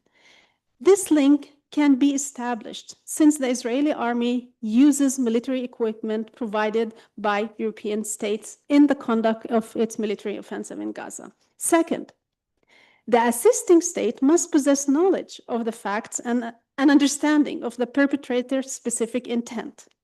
The ICJ's provisional measures indicating the plausibility of the commission of genocide by Israel and recent statement by various UN officials make it very clear that today no one can claim that accusing Israel of committing genocide lacks a legal basis. This is willful blindness. The EU's failure to take a clear stand or any action against its own members that continue to sell weapons to Israel is shameful. Moving to the arrest warrants. All ICC member states are obligated to cooperate fully with the International Criminal Court, including in executing arrest warrants of the court when the targeted individual is present in their territory, including airspace. Since all EU member states are members of the ICC, they have the obligation to arrest any individual sued by the court. Again, the EU prides itself of being a great supporter of the ICC. In 2011, the EU issued a council decision on the International Criminal Court, stating that the Union and its member states are determined to put an end to impunity of perpetrators of international crimes by taking measures at national level and by enhancing international cooperation to ensure their effective prosecution. Many seem to forget that in May 2006, the EU broke off talks with Serbia over stabilization and association agreement, citing Serbia's failure to arrest and surrender fugitives to the International Criminal Tribunal for former Yugoslavia. The European Commission made it clear that full cooperation was a precondition for resuming negotiations. The former prosecutor of the court, Carla Del Ponte, stressed that 90% of the indictees were brought to justice because, as a result of this conditionality, because the EU insisted. Arrest warrant obligations exist regardless of the individual official status. When the ICC fugitive Vladimir Putin visited Mongolia, an ICC member state, without being arrested, the ICC pretrial chamber ruled that Mongolia violated its treaty obligations when it failed to arrest and surrender Putin, and therefore was made what is now known as finding non-cooperation. And what do we see in the case of arrest warrants against Netanyahu and Gallant? Well, let's leave Orban on the side for 1 second. We have French, Italian, and German officials making public statements suggesting that Netanyahu, enjoys immunity and that they will not cooperate with the ICC. I'm not going to quote all their statements because I don't want to take your time. But, I'm allowed to be, outraged. And this is outrageous. It is an intentional misrepresentation of international law. It is an insult on our intelligence. What applies to Putin should apply to Netanyahu and Gallant. And finally, I want to talk about the advisory opinion. Well, in it, the International Court of Justice declared that Israel's continued presence in the occupied Palestinian territory is a wrongful act of a continuous character that entails international responsibility. It is illegal because it violates the right to self-determination of the Palestinians and because it violates the prohibition on the acquisition of territory by force. Now, I'm not going to read parts of what I prepared because you already know that about the obligations that in the operative part of the advisory opinion, the court kind of enumerated various measures that must be adopted by the state, but mainly they should not and could not recognize this illegal situation, help and assist, and also they have to distinguish always in their dealings between Israel and the occupied Palestinian territories. Now, I'm going to skip that and just going back to some point. The Court of Justice of the European Union made it clear in the case of Air Transport Association of America that under the Treaty of the European Union, the EU must contribute to the strict observance and development of international law. Consequently, when it adopts an act, it is bound to observe international law. Now, we hear a lot of talk about the EU-Israel Association Agreement. You know more or less by now what it does, this agreement, how it regulates relationship with Israel economically and also in terms of educational collaboration. And you heard a lot of speakers before me talking about, the human rights clause that could be used to suspend the agreement. But it's simply baffling to me that only now EU member states remember that this clause exists, given the historic, record of Israel in violating basic norms of international law. And now they think that they should review, what kind of measures could be taken. I don't want to be pessimistic, but as some of the, speakers before myself, made it clear that it's not what it seems. First of all, the EU agreement gives priority to the adoptions of measures which least disturb the functioning of the agreement. There was another case in the European Court of Justice from 2011. In it, the court said, it's called the Moghrabi case. In it, the court said that the fact that states can suspend the agreement doesn't mean they have the obligation to, they can, but they're not under the obligation. But this analysis is no longer relevant or valid. We're talking about an advisory opinion of the highest international court saying that Israel is engaged in the violation of peremptory norm of international law. This is a completely different kind of analysis that we, should see. Now, all this talk about suspending, the agreement, it's an act of gaslighting. I don't have any other name for it. Suspending the agreement means that Israel would not benefit from preferential treatment. So it means we continue to have treatment with you, but it's not going to be preferential. Today, as also previous speakers highlighted, products coming from colonies in the West Bank, assuming they are labeled correctly, and this is a big if, they lose preferential treatment. The Court of Justice of the European Union had the opportunity to examine this specific issue in a case called the Firma Brita case. It's a company based in Germany that imported carbonated water coolers, accessories, and syrup manufactured by an Israeli supplier whose production site was in the West Bank. The European Court ruled that the customs authority of the importing state may refuse to grant preferential treatment provided under the association agreement if they suspect that the goods are coming from the West Bank. Back then, the decision was criticized, rightly, because it's only looked at the preferential treatment from the point of view of the association agreement, but it completely disregarded international law obligations on the European Union and its member states. So the only thing that the EU is doing now is like labeling products coming from colonies.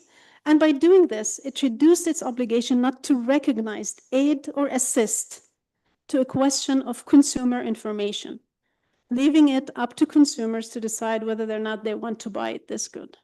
This cannot be justified anymore. This is a complete contradiction of what the International Court of Justice said. Just to compare, I'm just going to mention a few measures that were highlighted by a group of UN Special Procedures Mandate from September 2024. Look at the measures that they suggest. Banning goods, not putting a sticker. You don't put an end to a situation by putting a sticker on a product. Banning goods and services emerging from both the colonization of the occupied Palestinian territory and other unlawful activities that may be detrimental to the Palestinians' rights from entering their territory and markets, canceling or suspending economic relations, trade agreements, and academic relations with Israel that may contribute to its unlawful presence and apartheid regime in the occupied Palestinian territories, imposing sanctions, including asset freeze on Israeli individuals, entities, including businesses, corporations, and financial institutions involved in the unlawful occupation and apartheid regime, as well as on any foreign or domestic entities and individuals subject to their jurisdiction that supply goods and services that may aid, assist, or enable occupation and apartheid. So I have a final comment. Many today and other contexts are invoking Ukraine to argue that the EU is showing double standards. I think this framing is inadequate because actually it blurs the root cause of this double standard, and it is racism. It is the same racism that justified colonization and the plundering of the natural resources of almost entire continents and the subjugation of their peoples is the one that leads many governments today to treat Palestinian people, and I'm going to use the words of the Palestinian national poet Mahmoud Darwish, as a superfluous nation. It is the same racism that celebrates Israel's eliminatory settler colonial project as a project that made the desert bloom. I think enough is enough. It's about time that the EU recognizes its role in normalizing the oppression and the dehumanization of Palestinians and reverse its policies. Thank you.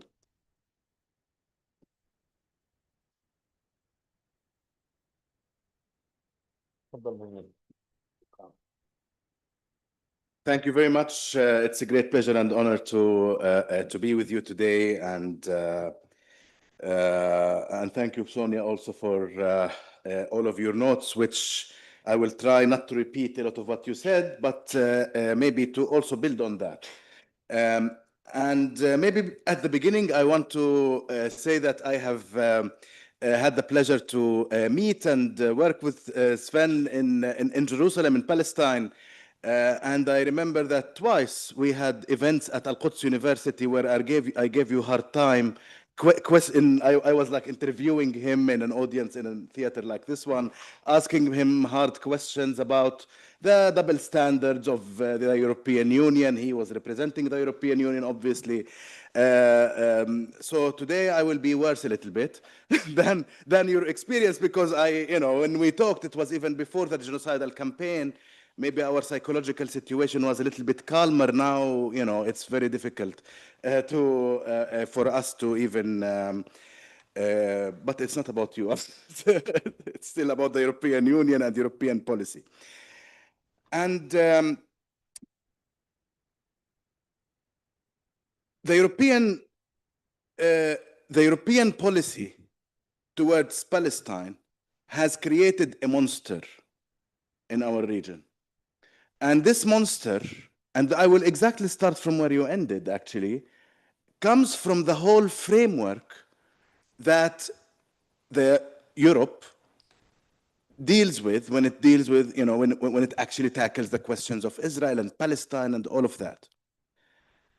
The first issue in the framework is that Israel is a normal state that is defending its security, defending itself. And this has two problems. First, that Israel is a normal state from the beginning.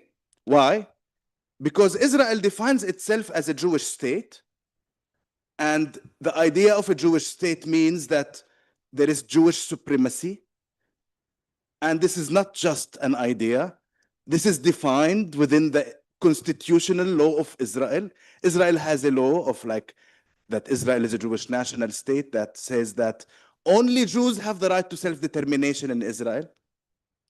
Can you imagine? Can you imagine a constitution in the modern world that gives right to self-determination to only one racial group, while they recognize that they have other racial groups, but they say only one racial group can enjoy this right to self-determination?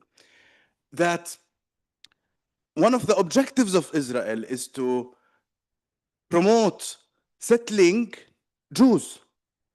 This is the constitution, huh? So first, it's not a normal state. And it's, the idea that it's an apartheid state, not only in the occupied Palestinian territory, but from the river to the sea, is a very important point that, of course, the Western world does not want to see, including the European Union. So first, the idea of that Israel is simply a normal state. No, it's not normal. It needs very deep dismantling of an apartheid regime that is not only effective in the occupied Palestinian territory, but also in areas where Israel assumes its sovereignty. The denial of the Palestinian refugees' right to return, which has been recognized internationally since 1948. Why do you think that is? Because of numbers. The number of Jews versus the number of Palestinians. If the numbers matter so much to the level of denying basic rights, this is a very fundamental problem from the very framework. Then it comes to the October 7th situation. What was the European Union and European countries, for that matter, opinion about what was happening? Israel has the right to defend itself. This has been already defeated, this argument has been already defeated by the International Court of Justice in 2004. 21 years ago, the International Court of Justice said, Israel cannot invoke the right to self-defense while it is occupying the occupied Palestinian territory.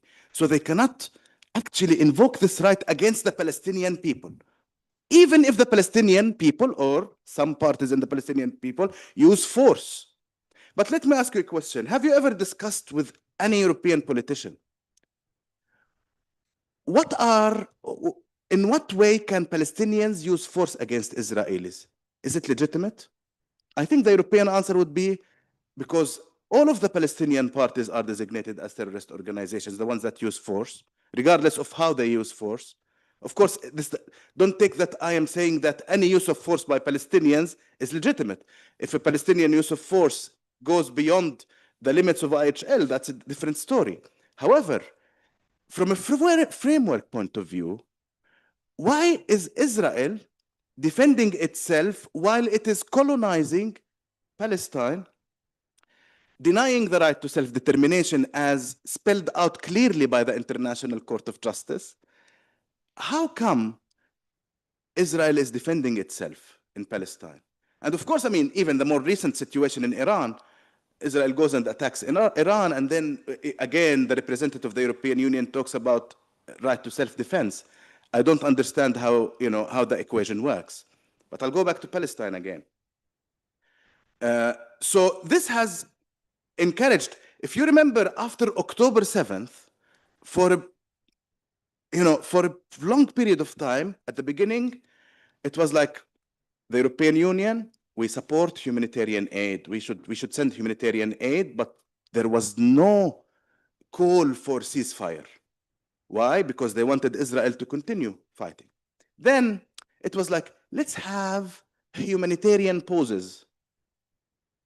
And this is like after the genocide was very clear. And then, these shy responses started developing until they reached a conclusion of, a ceasefire. But still, until today, the idea of self-defense is central in the EU policy when it comes to tackling the situation in Palestine. And this means that the European Union thinks that Israel should have a monopoly of force and power in areas where it assumes its sovereignty, as well as in the territory occupied since 1967. In what world is that normal? I don't know. And then when we talk about double standards, what about Ukraine? Suddenly, occupation is terrible. You're occupying the lands of the Ukrainians. And I know you said that it's not a good comparison, but still making it. Aggression, the crime of aggression is invoked. right? So you can see the huge gap. Of course, I don't expect anything else because it's a totally different relationship. Of course, a relationship between Europe and Israel and Europe and Russia. So what is Europe missing in its discourse? It's missing to mention colonization, dispossession, recognition. The recognition of the Jewish state itself is a you know, as a Jewish state is a huge problem that Europe needs to deal with. Apartheid. Every time we talk to, you know, diplomats and politicians, they don't want to use the term apartheid, despite how clear it is. Even now, the International Court of Justice, in its advisory opinion, said that Israel is violating Article 3 of CERD, the Convention on the Elimination of All Forms of Racial Discrimination. Article 3 of CERD condemns two crimes, apartheid and racial segregation. So when you talk to a European now, he says, you know what, we don't know, it didn't say apartheid, so we cannot use apartheid. It's either apartheid or racial segregation. مظبوط? So they always are looking for technicalities to avoid the obvious. Even the idea that the occupation itself is illegal is still not getting the right reaction in the European Union. Where does the European Union, and actually for that matter, unfortunately, almost all the world find the comfort zone? There is a comfort zone that everybody is happy with. Two-state solution. Everybody is very comfortable to say, I mean, whether it is European Union, whether it is Senegal, or Arab countries, or the Arab League, or whatever it is, everybody, we support the two-state solution. And everybody feels that now they shouldn't feel guilty anymore. We support the two-state solution. So by supporting the two-state solution, we are supporting the Palestinians. Okay, how do you support the two-state solution? What are the measures that you are taking towards the support of the two-state solution? This is where we always stop. It's just rhetoric that we support, but in what way? You know, it's a comfort zone for everyone. The other thing is that Israel is always seen as an ally by Europe. I mean, this is something that is also central in the European view. Israel is a democracy. Israel is an ally.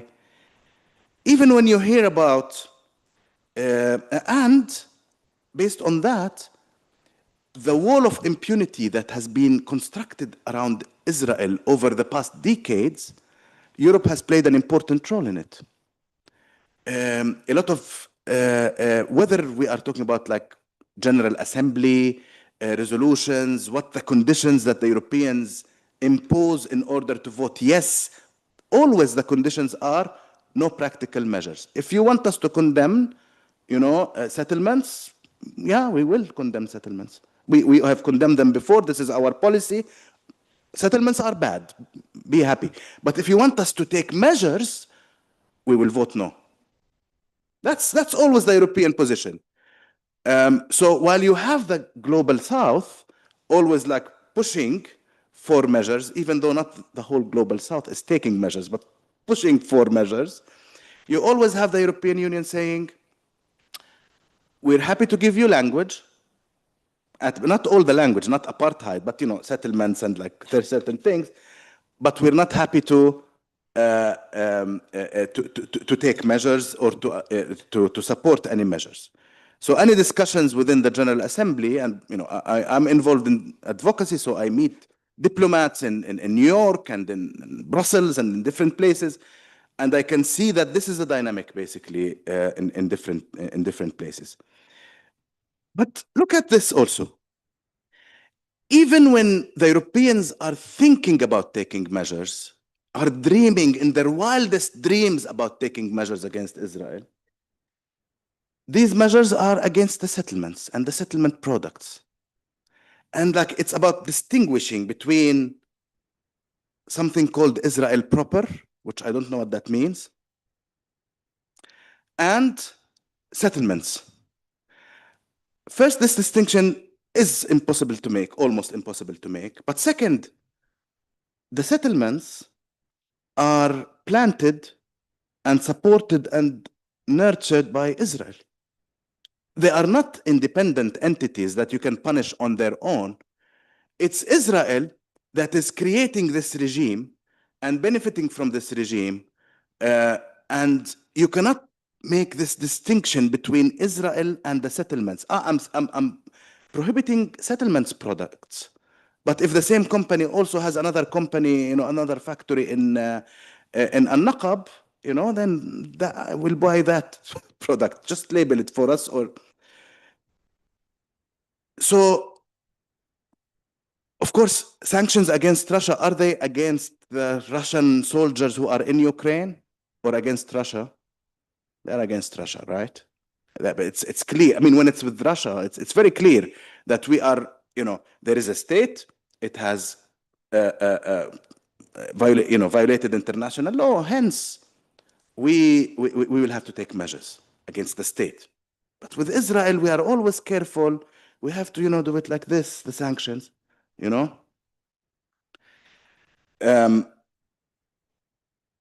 So this has helped with the impunity. It continued.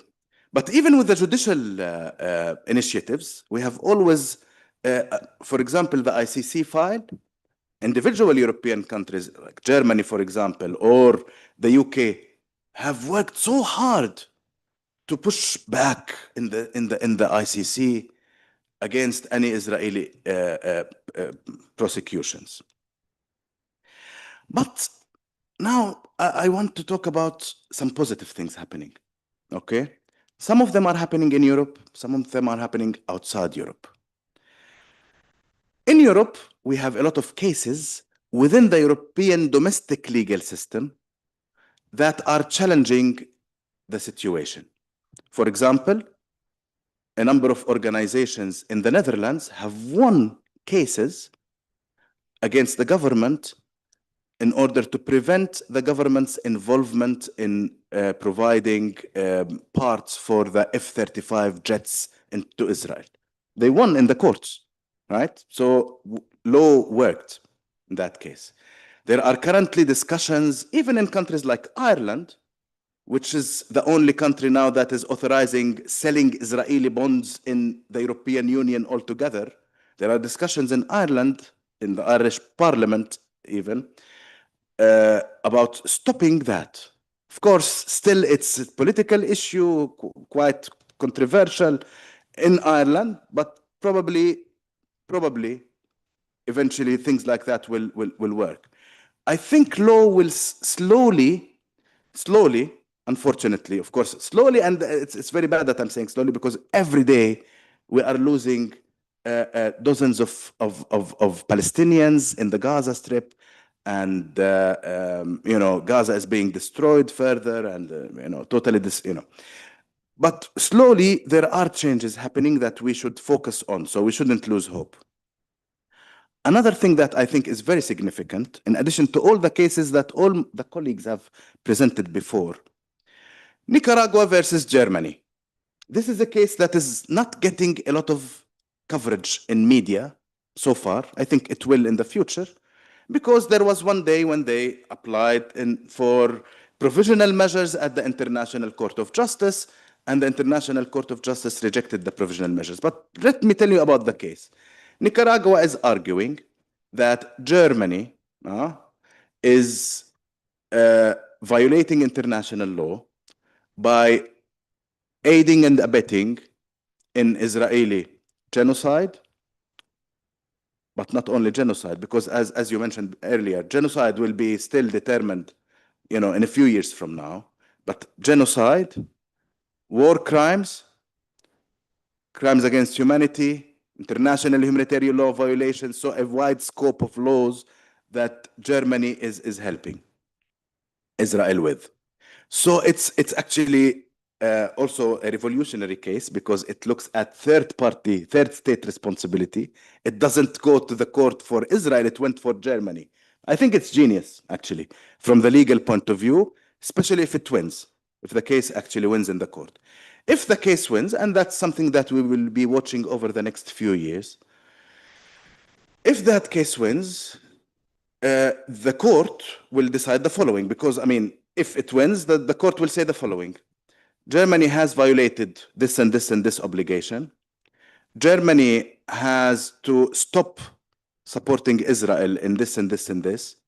Germany has to provide guarantees of non-repetition, because that's what the court usually does. And finally, has to provide reparations. So Germany probably will have to pay from its pocket to repair the damages that stemmed from its arming Israel. This is great. And this is the way international law should work. I hope that it will work like that. But it's also an important message for every country around the world that please reform yourself internally before it gets into different courts. Of course, it's not likely that every country will be facing courts, but at the same time, there is a very powerful struggle against the different war crimes that are happening, whether it is local, social, grassroots, human rights organizations, that the tide is changing at the end of the day. How many Palestinians we will lose, how many lives, how many people among us will be tortured until the moment when, you know, the world, including Europe, will wake up and do what they are supposed to do is something, unfortunately, that I don't know, but it is very clear that it's changing. So I'll stop here. Palestinian view of how Europe.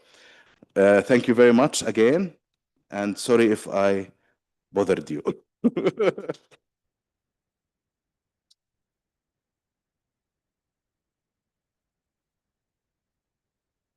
Thank you very much, Munir. And I mean, originally this roundtable pretty much focused on the situation in Gaza, and we then, because of what has developed with the Iranian crisis or with the Israeli attack on Iran, we have had to include it also because it's really part of what's happening today and current affairs, and we at Casa Árabe are very concerned by these further developments. We are very aware that the view or the focus has been shifted from the genocide happening in Gaza to the attack in Iran. So obviously these are terrific moments.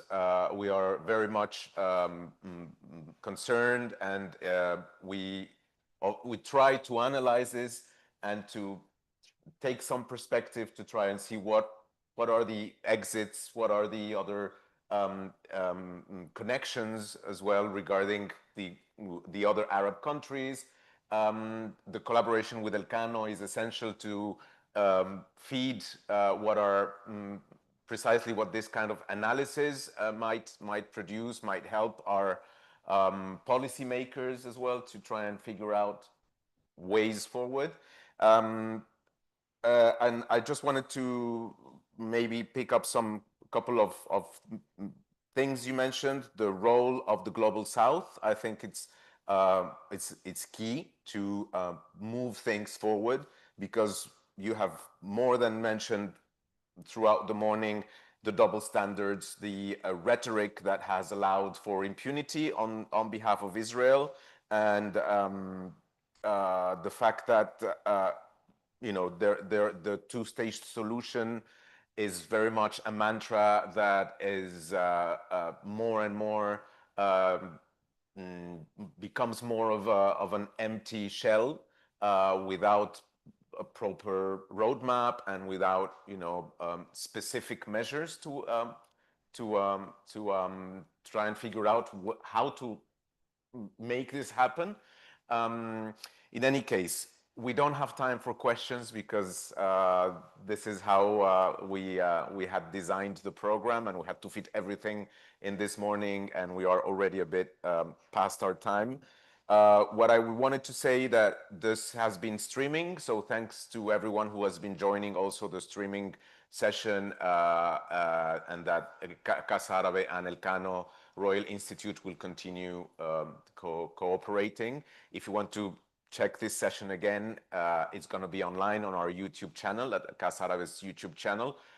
Thanks very much for the first panel, for Sven, Jose, and Martin, who was joining us also from Brussels, for obviously Josep Borrell and the two directors, Charles Powell and our Director General, Miguel Moro Aguilar. Just a quick mention for those of you who are following the Palestine and the very, very alarming situation developing.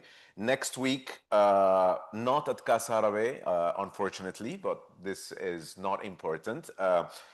Francesca Albanese will be in Madrid, and Munir will be with her as well on Tuesday at the Círculo de Bellas Artes. I think it's at 7 or 7:30. So check it out. Make sure you get a place, and make sure that you keep on talking about what's going on in Palestine. So thank you very much. Shukran jazilan, and see you soon. And muchas gracias.